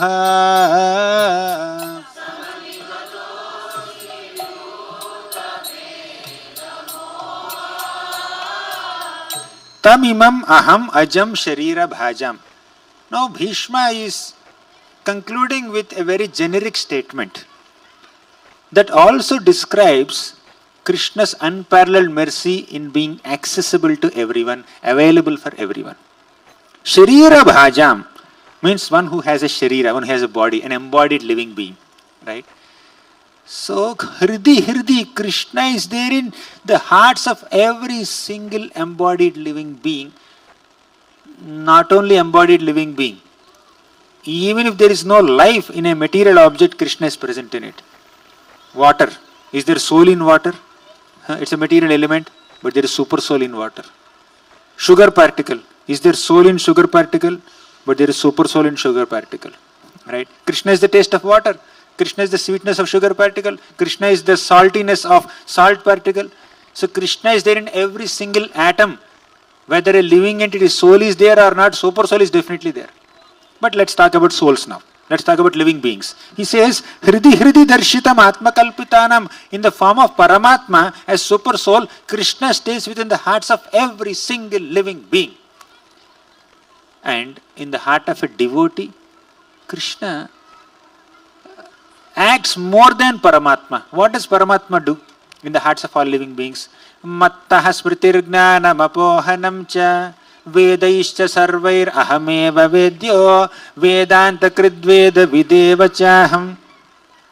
Mattaha smritir gnanam apohanam cha. Krishna gives us forgetfulness, knowledge and remembrance by sitting in our hearts. That we know. And Krishna is a neutral observer, unattached pure witness, asakta vivikta sakshine. Krishna is just witnessing our activities and reminding us of forgotten desires and giving us knowledge and forgetfulness according to our desires. But in the case of a devotee, Krishna acts more than a Paramatma. He is not neutral witness to our activities. Krishna directs us to take his shelter. What is the proof? Go to the 10th chapter of Bhagavad Gita. In the 10th chapter, Krishna said, Teshamaham not Samudharta. Tesham satata yuktanam bhajatam pritipurvakam dadami buddhi yogam tam yena mam upayanti te dadami buddhi yogam tam. So he is going to give that buddhi, necessary intelligence by which we reach him. Right? He will give us that buddhi to reach him, to take his shelter. So Krishna directs a devotee to his eternal shelter and ultimately takes him to the spiritual world. Aham ajnanajam tamaha nashayami atma bhavasto jnanadipena bhasvata. Krishna will lit the lamp of knowledge in our hearts and destroys our ignorance so that we take shelter of Krishna. He does it for everyone, but some people don't desire it. So Krishna doesn't act against their desire. Krishna doesn't interfere with their minute independence. So here Bhishma is saying, oh Lord, you are there in everybody's heart. And he says, Samadhigatosmi vidhuta bheda moha. Now after glorifying you in 100 different ways, after glorifying your love and affection towards all living entities in manifesting in their hearts as Paramatma, let me withdraw my mind from everything else and completely absorb myself in you. Samadhigato, let me enter into this samadhi of complete Krishna consciousness. So he is in samadhi now. He is entering samadhi. Bheda moha. Last word he spoke is bheda moha. Bheda means to cut. Moha means illusion. All my illusions are completely cut and completely destroyed. Now samadhi. I am just entering into deep trance of Krishna consciousness. And let me just go to the spiritual world. Bhishma has Ichha Mrityu. Before even Krishna concluded his pastimes, Bhishma concluded his own personal life and went to the spiritual world. And during this, and after these prayers, like Bhishma offered these prayers, but in this context only, as Bhishma is also giving so many dharmas, teachings of so many dharmas to Yudhishthira Maharaj, Bhishma also said one more thing, very beautiful thing. That is Vishnu Sahasranam. In Vishnu Sahasranam, Bhishmadeva also predicted the glory of Chaitanya Mahaprabhu. Bhishmadeva glorified the Gopis of Vrindavan. Bhishmadeva also predicted the appearance of Lord Chaitanya Mahaprabhu. He said, Suvarna Varno Hemango Varangas Chandanangadim Sanyasa Kritsha Mahashanto Nishtha Shanti Parayanaha.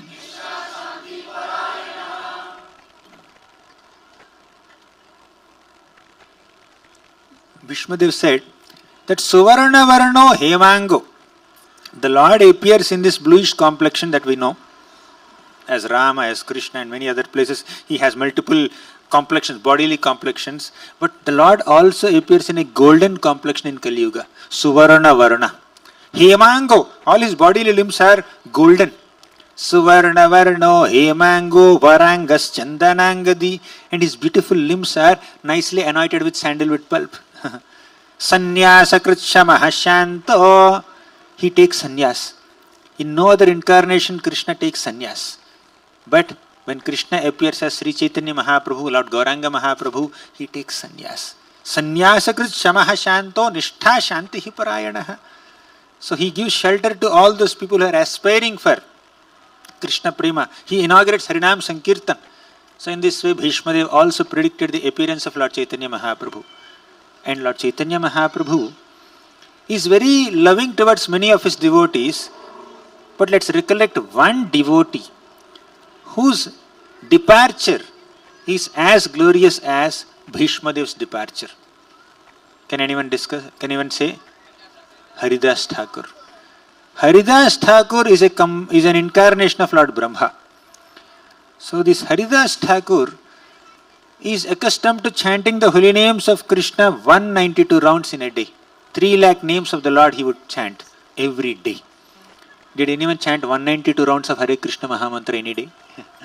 Some of our devotees in Govardhanika village, on Haridas Thakura's appearance day, they chant. They get up at 11:30 in the night. By 12 o'clock, 12 midnight, they start chanting till the next day 12 midnight.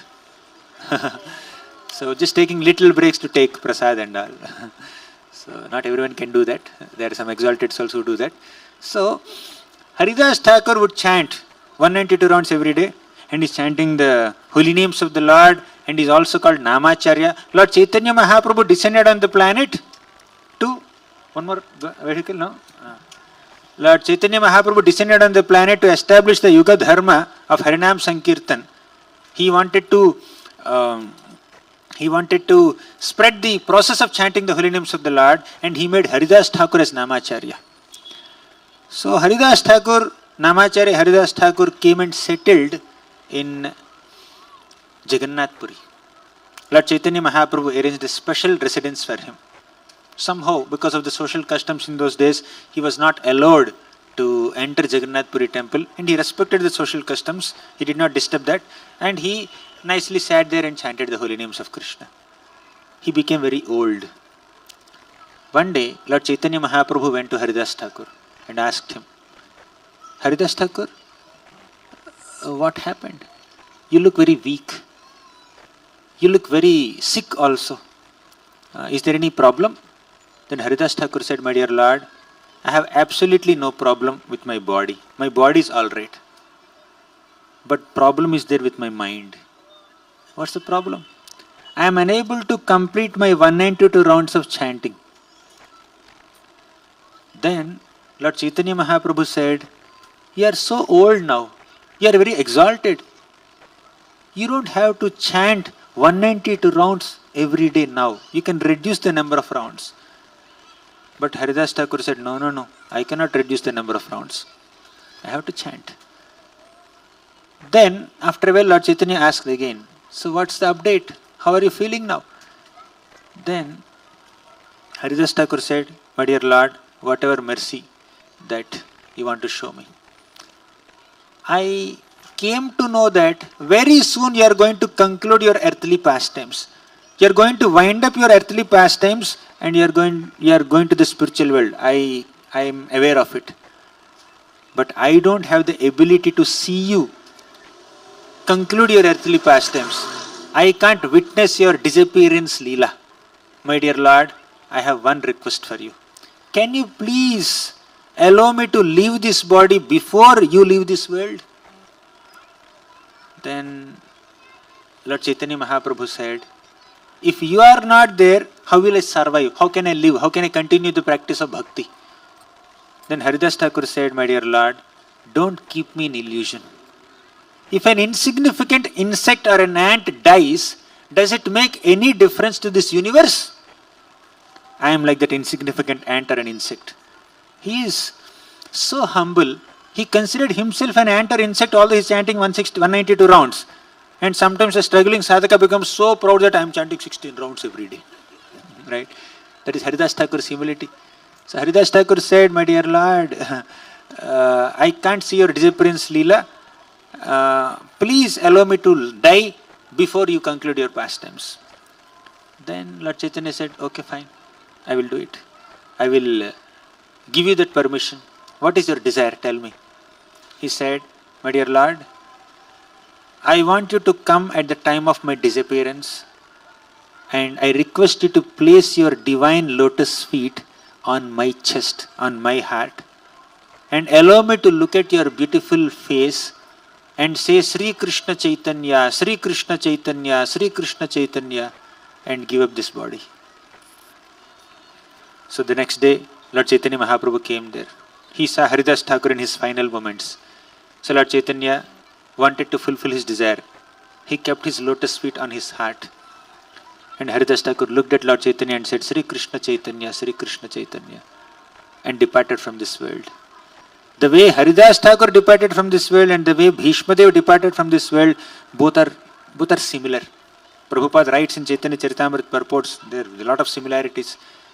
Just as Haridas Thakur, although he is not respected in the society for whatever in his social position, he was not respected, but still Lord Chaitanya Mahaprabhu honored him. He was not even allowed to enter Jagannath Puri temple, but Lord Chaitanya Mahaprabhu honored him as Namacharya, and personally he was present at the time of his departure. Similarly, Bhismadeva also was misunderstood by so many people for whatever he has done. He fought on the side of adharma, but Krishna honored him. Although Bhishma was misunderstood by people in this world, the Supreme Lord glorified him and revealed his devotion, revealed his wisdom, revealed his intelligence to the whole world, and he made all the universal celebrities assemble there to hear the teachings of Bhismadeva and prayers of Bhismadeva. He knows the Vedanta, he had deep bhakti, Vedanta. He is well versed with both. And Krishna demonstrated how glorious Bhishma is in front of all the universal celebrities. Right? So, when we discuss the glories of such great souls like Haridas Thakur, Bhishmadev, or any other Mahajan, the purpose of our discussion is not just pass our time in while discussing some stories, but to actually seek inspiration from their wonderful example. They are our role models. In this world, many people see many celebrities as their role models. That's fine. To pursue their material goals, they need to have some ideal, some role model. But our spiritual role models are Mahajans. Mahajano yena gatasya pantha. Bhakti means to follow in the footsteps of great Mahajans, great souls, and perform devotional service of Krishna, following in their footsteps. And Bhishma is one of that Mahajans. His life is complete, selfless dedication to Krishna's service, to act as a humble, menial tool or instrument in Krishna's hands. That is the life of Bhishmadeva, life of Haridas Thakura, life of Prahalad Maharaj and many other Mahajans, right? So let us pray to Bhismadeva to give us that strength to dedicate our lives to Krishna and empower us to imbibe a drop of their devotion and their commitment to Krishna's service and make our lives perfect. Even if we imbibe a drop of dedication and service attitude of Bhishmadeva in our own personal lives, our life will become successful. So we need blessings and blessings of such great souls. We need to pray. And time to time, if we remember the great examples of these great devotees, then we'll become like them. The more we discuss the qualities of Bhishma, the more we discuss the qualities of Prahalad Maharaj, the more we discuss the stories of Parikshit Maharaj, Ambarish Maharaj, Prithu Maharaj, Dhruva Maharaj, and many other exalted devotees like Gopis of Vrindavan, the more we become like them, the more we imbibe their mood, the more we imbibe their emotions, the more we become like them, the more we think like them, the more we speak like them. So to develop all these devotional qualities, regularly discussing about the qualities and pastimes of these devotees is very important for us. And we are very, very grateful to His Grace Mahesh Gaur Govind Prabhu for opening the doors of his home to invite hundreds of devotees. Today I see more, hundreds of devotees into his home and hosting the 7 days of Bhagavat Katha so selflessly.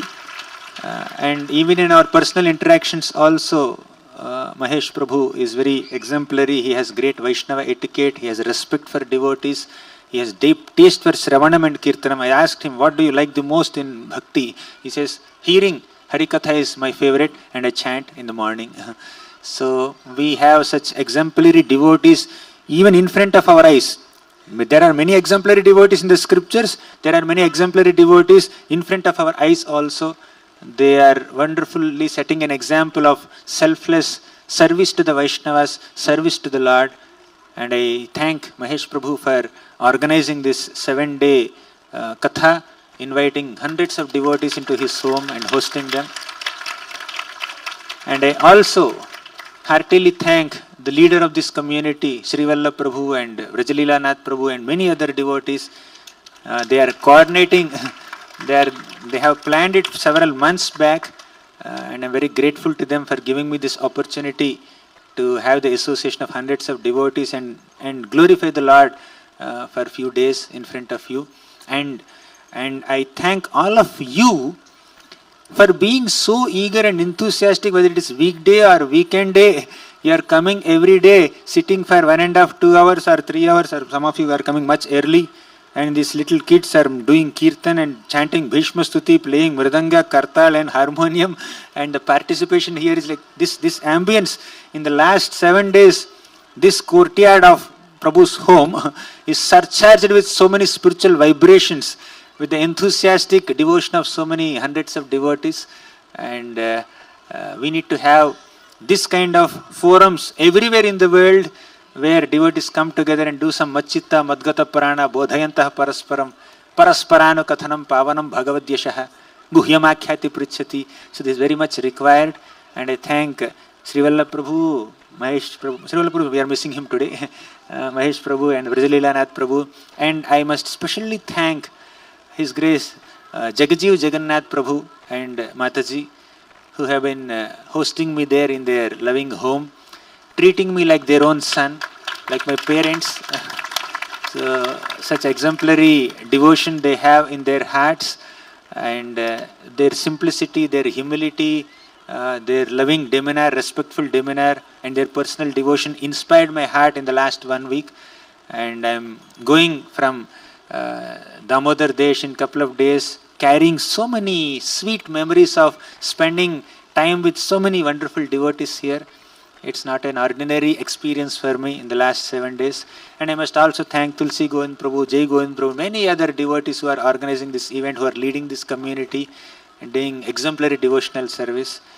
My last statement would be, I sincerely beg at the lotus feet of all the devotees assembled here to offer your sincere prayers and blessings for me so that I continue on the path of bhakti without any distraction or deviation or pride or arrogance, and continue to utilize the rest of my life or life after life in the service of Guru, Krishna and Vaishnavas.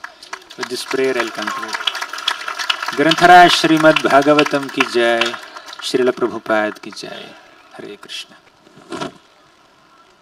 His Grace Gauranga Darshan Prabhu ki, Srila Prabhupada ki.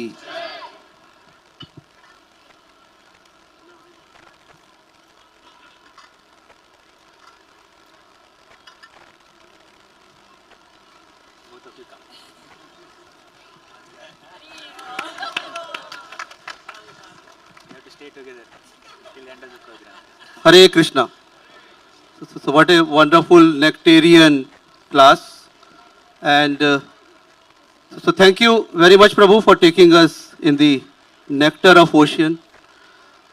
So now I would request everybody will have a Sankirtan like the last shloka of Bhagavatam, so then which Gauranga Darshan Prabhu took in the morning. We'll have a Kirtan, Sankirtan, because that is the Yagya for the Kali Yuga, so everybody should stay. First we'll have the thank-giving ceremony for all the people that who contributed for this nice 7 days Bhagavatam. So please stay here, please do not go away. And then Kirtan, around 9 o'clock we'll finish, so then don't worry, so then we'll not delay you. So, so first of all, like with utmost humility and devotion, we bow down at the lotus feet of Bhagavan Shri Krishna, Srila Vyasadeva, Shukdev Goswami, Srila Prabhupada, and all the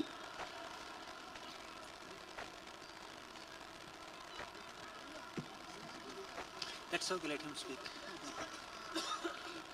Srila Vyasadeva, Shukdev Goswami, Srila Prabhupada, and all the great acharyas who have bestowed upon us the divine nectar of Srimad Bhagavatam. By their boundless grace, we have successfully completed this Bhagavatam SAPTAHA Yagya, a sacred journey through the transcendental glories of the Supreme Lord. Srimad Bhagavatam, this divine scripture, the very essence of the divine scripture, the very essence of all Vedic knowledge has been revealed to us as the ultimate means for spiritual upliftment, liberation and eternal bliss. By hearing, reciting and meditating upon Srimad Bhagavatam, we are bathed in the purifying stream of Krishna Katha, washing away the impurities of material existence. So we express our heartful gratitude to Bhagavan Shri Krishna, the Supreme Personality of Godhead, who is the heart and soul of this sacred text, Maharishi Vedvyas, the compiler of this divine Purana, whose compassion gifted humanity the path to eternal salvation. Shri Shukdev Goswami, whose divine narration bestowed liberation even upon King Parikshit and continues to sanctify the hearts of devotees. Our beloved Srila Prabhupada and all our previous acharyas, due to whose mercy we are able to read and hear Bhagavatam commentaries, all our present ISKCON Gurujana and exalted devotees who bring this nectarian Srimad Bhagavatam to us. This is Shloka Srimad Bhagavatam 12.13.18. I cannot sing like Prabhu was singing, but I'll try.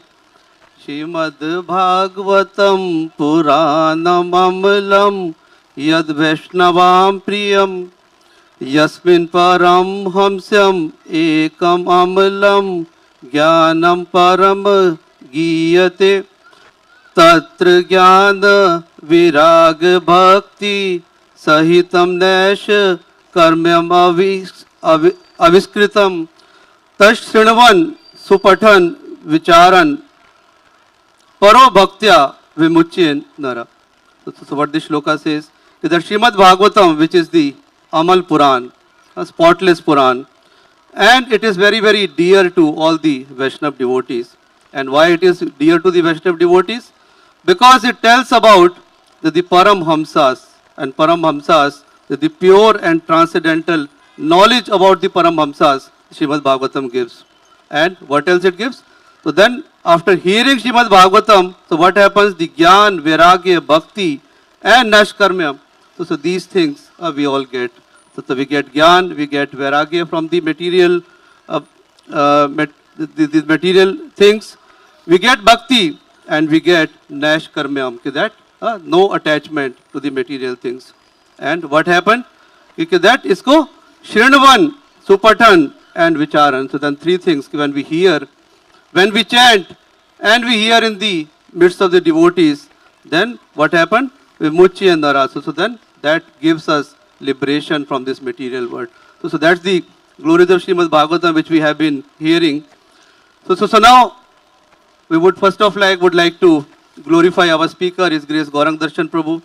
With deep gratitude and heartfelt reverence, we express our humble appreciation to Shri Gauranga Darshan Prabhu for his divine discourse on Srimad Bhagavatam SAPTAHA.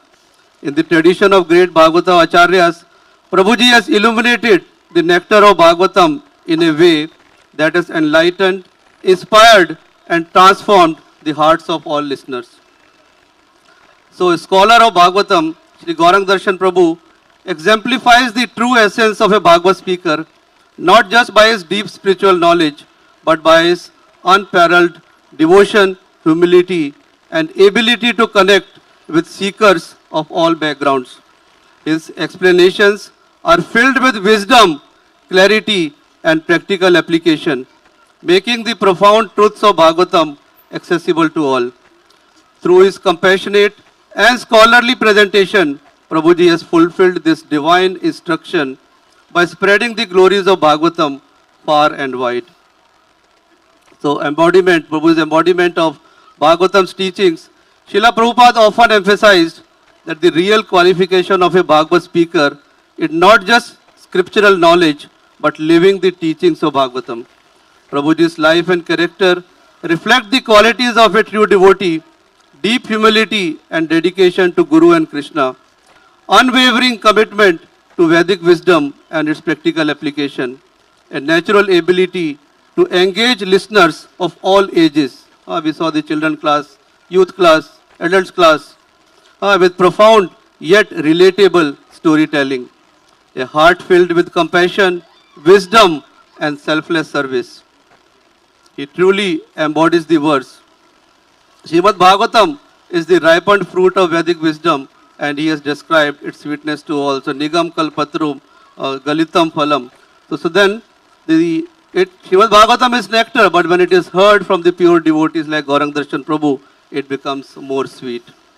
And he is spreading the gift of Bhagavatam to the world. The ability to deliver the Bhagavatam message with clarity and devotion is rare. And Prabhuji has been an invaluable instrument in sharing this treasure. Srila Prabhupada said, a Bhagavad speaker should inspire devotion in the hearts of the listeners. So the SAPTAHA Yajna has been a spiritually uplifting experience for all of us, thanks to Prabhuji's deep scriptural insights, practical applications of Bhagavatam in daily life, heart-touching narrations of Krishna's pastimes, loving and humble presentations. So through this sacred discourse, he has purified our hearts and minds, strengthened our faith in Krishna, given us valuable life lessons from Bhagavatam, and inspired us to take shelter of Krishna and his devotees.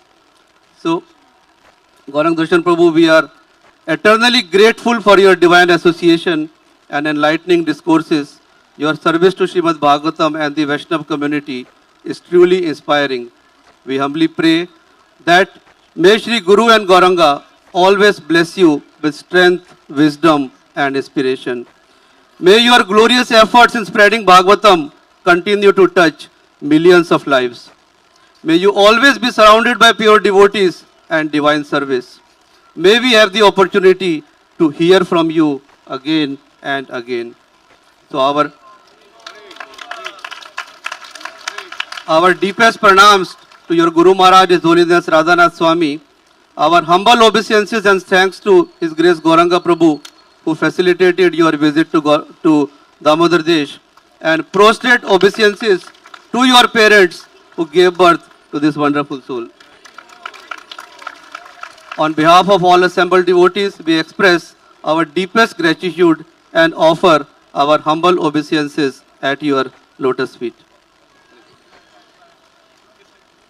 So as a token of appreciation, I would like to invite His Grace Parameshwar Gaur Prabhu and Mahesh Advani Prabhu to give a token of appreciation to Prabhu on behalf of Damodar Desh.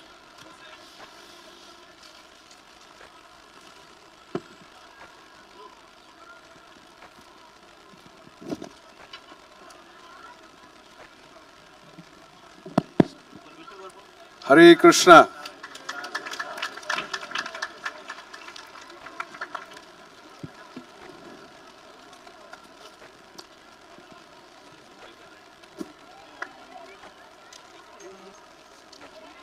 So next we would like to glorify our visionary leaders, His Grace Mahamani Krishna Prabhu and Her Grace Paripurna Radha Mataji, who started this Damodar Desh Sangha since 1980s and showed all this vision of Krishna consciousness. Yesterday was Tirobhav Tithi of Mahamani Krishna Prabhu, and our humble obeisances and prayers to Mahamani Krishna Prabhu and Paripurna Radha Mataji. The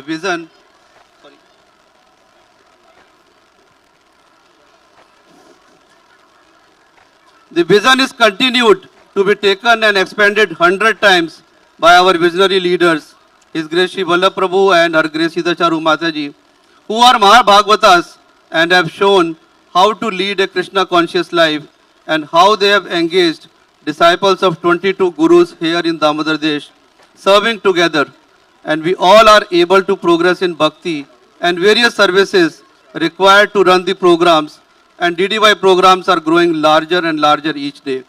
Thanks to their vision, they are all well supported by His Grace Nand Prabhu, Shubha Mataji and the children. Our pranams to Mahamani Krishna Prabhu and their family.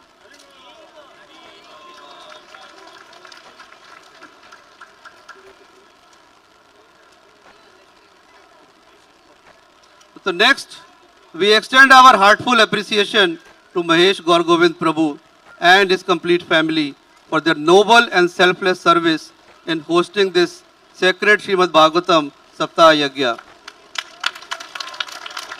In the Vedic tradition, arranging and facilitating the recitation of Srimad Bhagavatam is considered one of the highest acts of devotion and dharmadan. Not everyone is fortunate to arrange such a divine gathering where devotees immerse themselves in the nectar of Krishna Katha. According to Skanda Purana, those who facilitate the recitation of Srimad Bhagavatam earn immeasurable spiritual merit, benefiting not only themselves but also their ancestors, descendants, and all who participate. So he was a role for the divine instrument. Mahesh Prabhu, through your devotion, generosity, and unwavering faith, you have opened the doors of spiritual wisdom for all present, provided an opportunity for liberation to departed ancestors, created a divine atmosphere that will bless generations to come, served as an instrument of Lord Krishna's divine will. Like yesterday Prabhu was saying that Sabyasachi. As King Parikshit listened to Bhagavatam in his final days and attained liberation, so you too have ensured that everyone present this week has received the blessings of this eternal wisdom. So we humbly pray, may Lord Krishna shower His divine grace upon you and your family. May the Bhagavatam's wisdom illuminate your life with peace, prosperity, and devotion. May your home forever be filled with Krishna's presence and the association of saints. May this act of selfless devotion ensure your spiritual progress and eternal well-being. So let's all offer our heartful prayers that Bhagwan Shri Krishna bless Mahesh Gaur Govind Prabhu and their family abundantly, and may they continue to serve in such divine endeavors for years to come. So I would like to invite Mahesh Gaur Govind Prabhu to say a few words. And Hare Krishna, I think I don't deserve all that what you said, just such a long glorification. But anyways, I take it and I convey my deepest gratitude and humble obeisances to Guru and Gauranga, and my humble obeisances to Gauranga Darshan Prabhu for taking us through this journey. But before I forget, I want to give credit to some of the people who were behind arranging all this and prasadam. So the first person who is the most important is my wife, okay, my Dharam Patni. Thank you.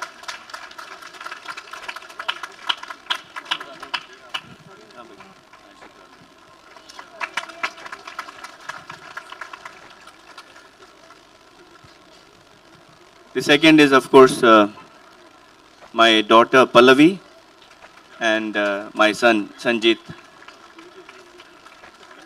They've been instrumental in arranging the all deity, decoration, everything. It is their department. Sanjit and Pallavi have been running from pillar to post. But their efforts sometimes go unnoticed.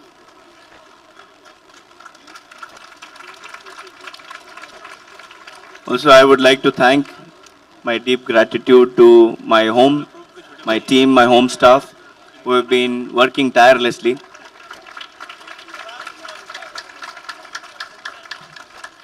The sound system people, Leander and his team. The complete videography and photography, Kamal and his team. Because of him, we've been watching 7 days. Many people have messaged me, we've been watching live the Katha. Not to forget the people who have been cleaning the bathrooms, doing the Pada Seva, arranging the slippers properly so that we should get. I think they deserve a bigger round of applause.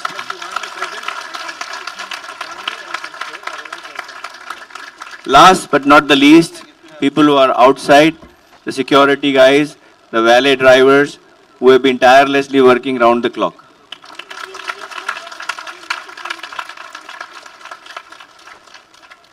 In arranging this program, a lot of people have supported me. So the deity decoration, completely inspiration, guidance and everything has been done by Anupama Mataji. The deity bhogas, the daily arati, everything has been done by Krishna Sarup Prabhu, Jai Govinda Prabhu and his team. My deepest gratitude to Srivalla Prabhu and his family for supporting us and guiding us through this journey of Krishna consciousness so that we may progress further and further in our spiritual life. Also my deepest gratitude to Vrajalila Nath Prabhu, who has been the key person supporting in organizing this program.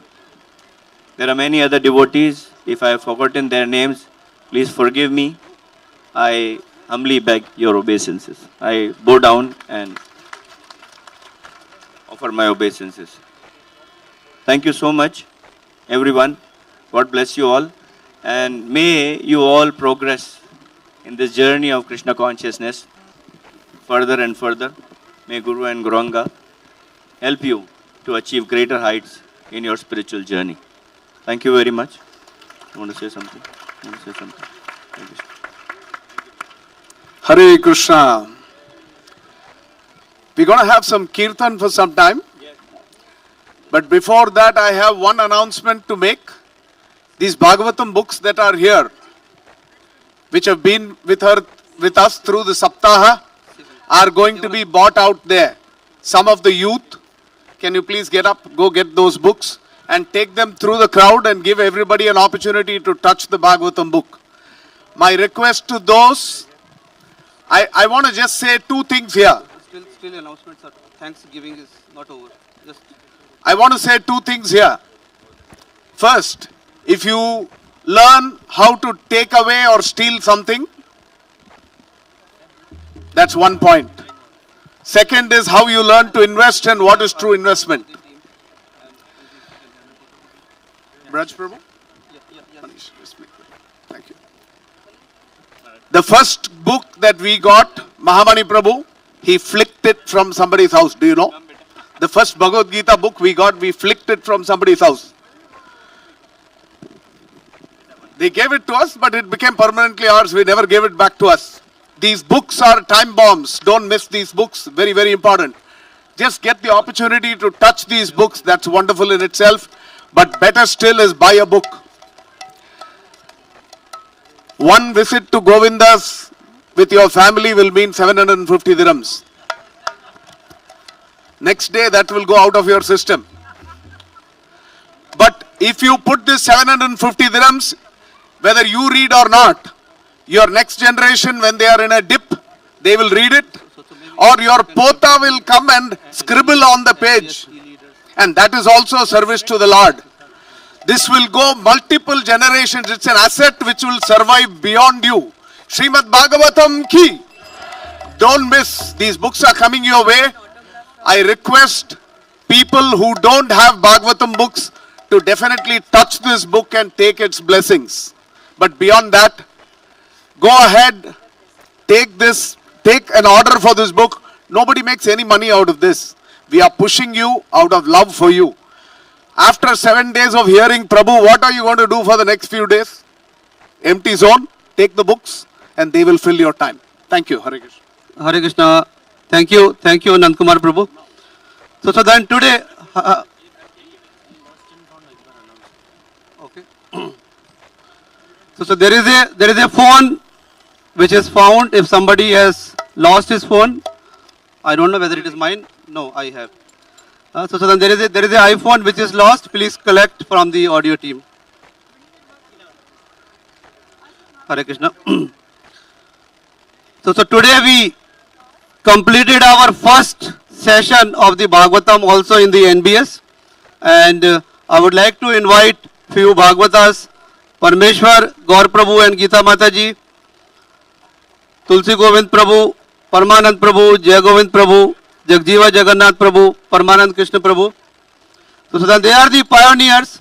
Parmeshwar Gaur Prabhu is continuing Mahamani Krishna Prabhu's Ramadan Bhagavatam, and every year is coming. So may I invite His Grace Parmeshwar Gaur Prabhu and Geeta Parmeshwari Mataji.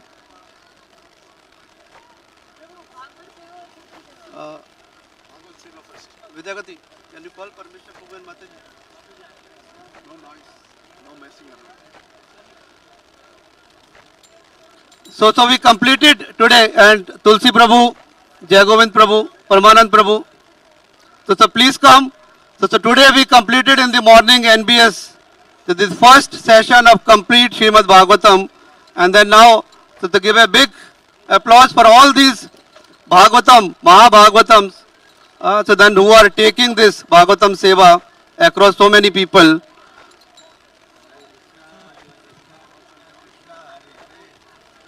So I would request Tulsi Govind Prabhu to hand over this token of appreciation to Parmeshwar Gaur Prabhu and Geeta Mataji for this Ramadan Bhagavatam, which they are continuing year after year, even after they have gone back, but they are with Damodar Desh, and that's their dedication. So thank you very much, Prabhu. So then you are taking the Bhagavatam to a next level. And thank you. Thank you. So we would like you to come again and again every year. And we would like to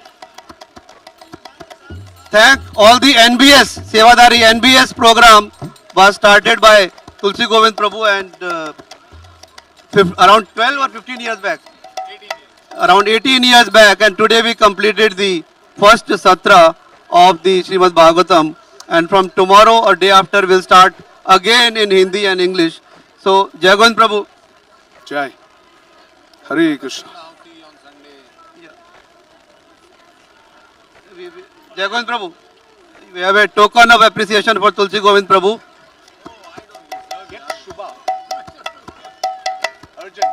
And to Parmanand Krishna Prabhu also. Yeah. Parmeshwar Gaur Prabhu will. So these are our pioneers for the NBS. Without fail, whether the program finished at 12 o'clock or 1 o'clock, but morning Nityam Bhagavad Sevya team is there. So then hats off to them. And you all have to connect to Nityam Bhagavad Sevya and take the benefit. And okay. And I would like to request Parmeshwar Gaur Prabhu to give to Jai Govind Prabhu also.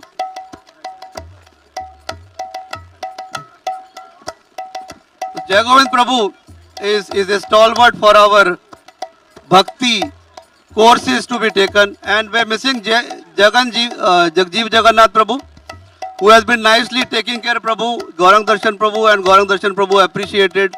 Also last year he hosted Amrendra Prabhu, and this year he hosted Gauranga Darshan Prabhu, and we have to learn some skills. If Jagan Prabhu is there, Jagan Prabhu, are you here? We need to learn some skills that how to keep the guest very, very happy. Hare Krishna. So thank you. Yeah. Now I move on to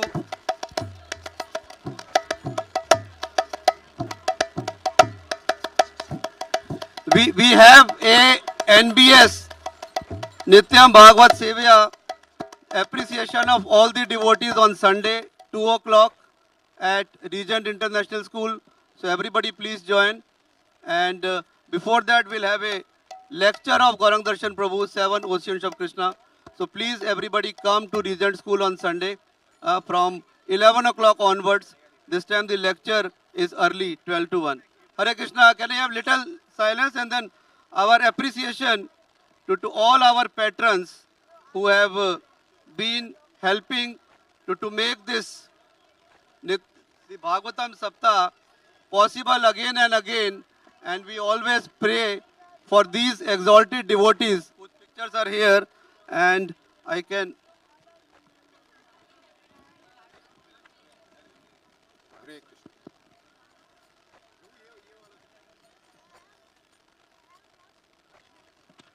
So our prayers for His Grace Govind Ram Advani ji, His Grace Sham Sundar Mankani ji, His Grace Mahamani Krishna Prabhu, Dayaram Gupta ji and Santosh Gupta ji, Tulsidas Vasu and Radha Devi Vasu, Chitta Hari Prabhu, Saloni Somani, Harinama Mrita Prabhu,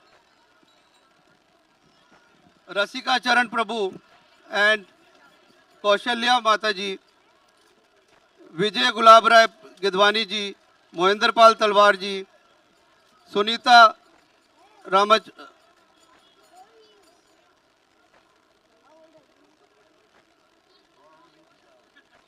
Sunita Mata ji, Kuldeep Mathur ji, and Anita Gupta ji, Nitin Johar Prabhu, Ghanshyam Ubrani ji, and lot of other devotees. For the sake of the time, I am not taking the names. And these all devotees are making it possible year after year with the Bhagavatam Saptaha. Let's pray a big Hare Krishna for all these our dear ones, loved ones. Hare Krishna, Hare Krishna, Krishna Krishna, Hare Hare, Hare Rama, Hare Rama, Rama Rama, Hare Hare. And there were a lot of teams for all of these patrons who contributed, and then photos are there. So everybody, Sevanand Prabhu has arranged a nice gift for everyone. While you go out, please take a gift. And each gift has this nice Narsimha oil, which is the Abhishekam oil of Lord Narsimha Dev at Mayapur on the Narsimha Chaturdashi. So each packet has one of these. Please take out. And whenever you go out from home, please open it and put it on your hand and on your forehead. So Narsimha Dev protection is there all around. Yeah, so then like the gift is one per family. Please collect from Sevanand Prabhu at the back of the hall. Each person, each patron have a gift for. And then we had lot of teams who worked for this Bhagavatam Saptaha. We had audio video team, our audio video team. Sunil Madhav Prabhu, Vasanta Murli Prabhu, Subhash Prabhu, Nitai Jivan Prabhu, Gaur Sundar Prabhu. So please, can we have a big Hare Krishna for this audio video team? Hare Krishna, Krishna Krishna, Hare Hare. Hare Ram, Ram Ram, Hare Hare. So on some days our online viewing was more than 3,000 per day. So that's how our audio video team is working. And we had the Hindi translators, Nand Kishore Prabhu, Sarup Damodar Prabhu, Haridas Varya Prabhu, Arpit Kothari, Govindanand, Keshav Bharti.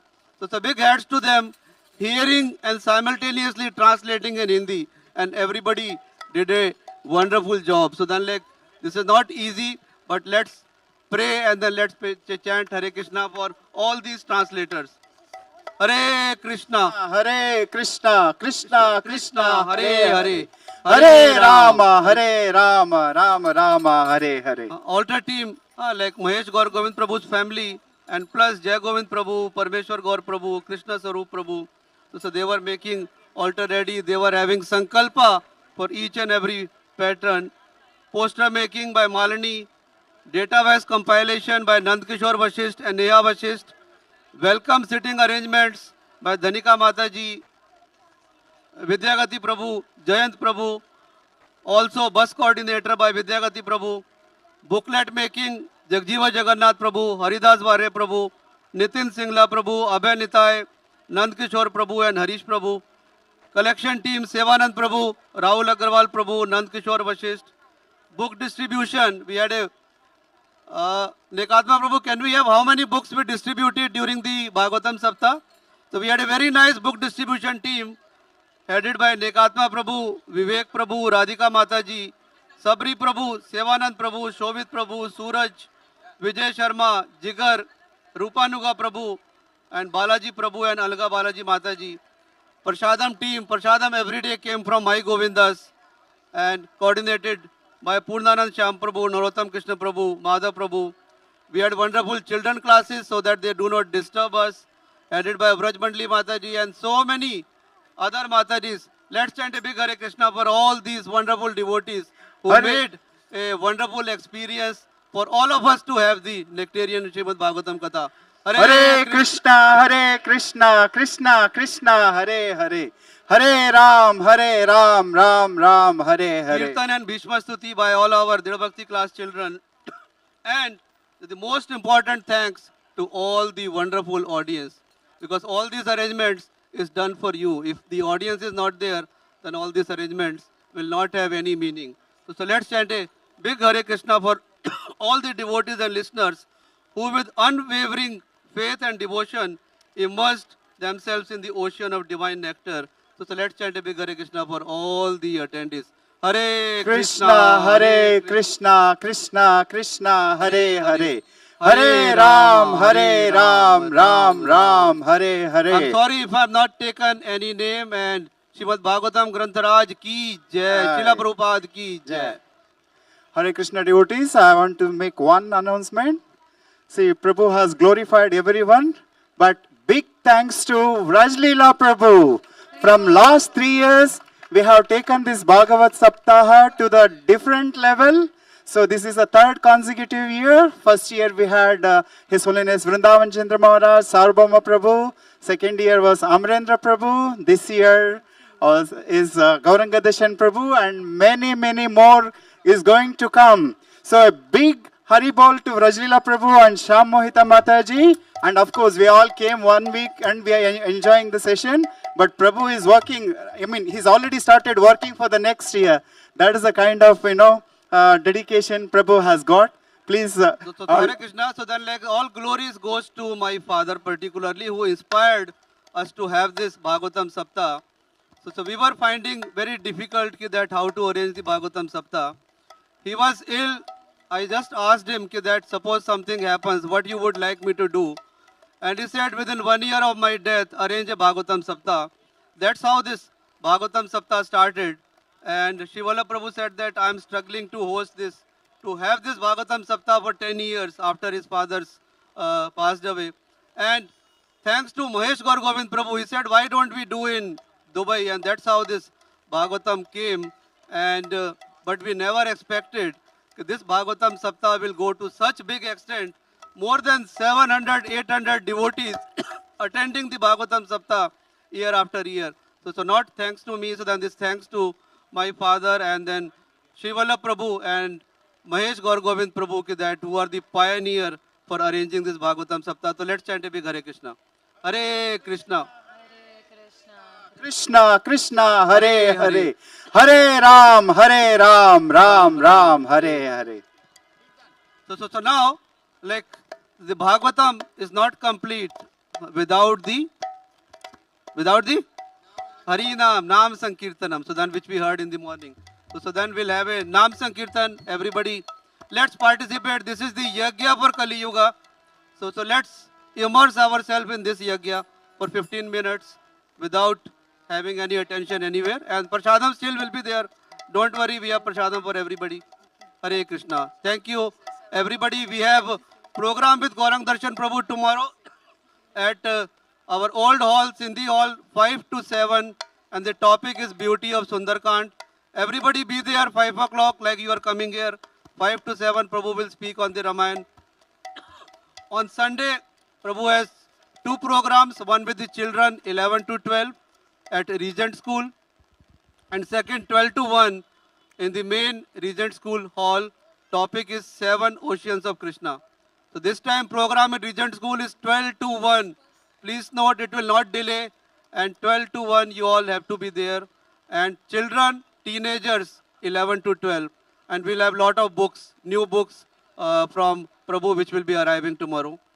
And then 2 to 5, 2 to 4 in Regent School we have the appreciation for Nityam Bhagavad Sevya Sevadaris, which we completed the first session today. So these are the programs. And on Tuesday, we have a program with Prabhu on the leadership lessons from the Shastras at Ajdan Hall, 6 to 8, 1st April, evening 6 to 8. All the leaders, Bhakti Vriksha leaders, and the leaders of their own congregation, and materially, spiritually, all leaders, please come and hear this nectar from the Shastras from Prabhu. And 2nd April morning, Prabhu will go back to GEV. So thank you very much, and we'll have the kirtan now. Sorry for interrupting.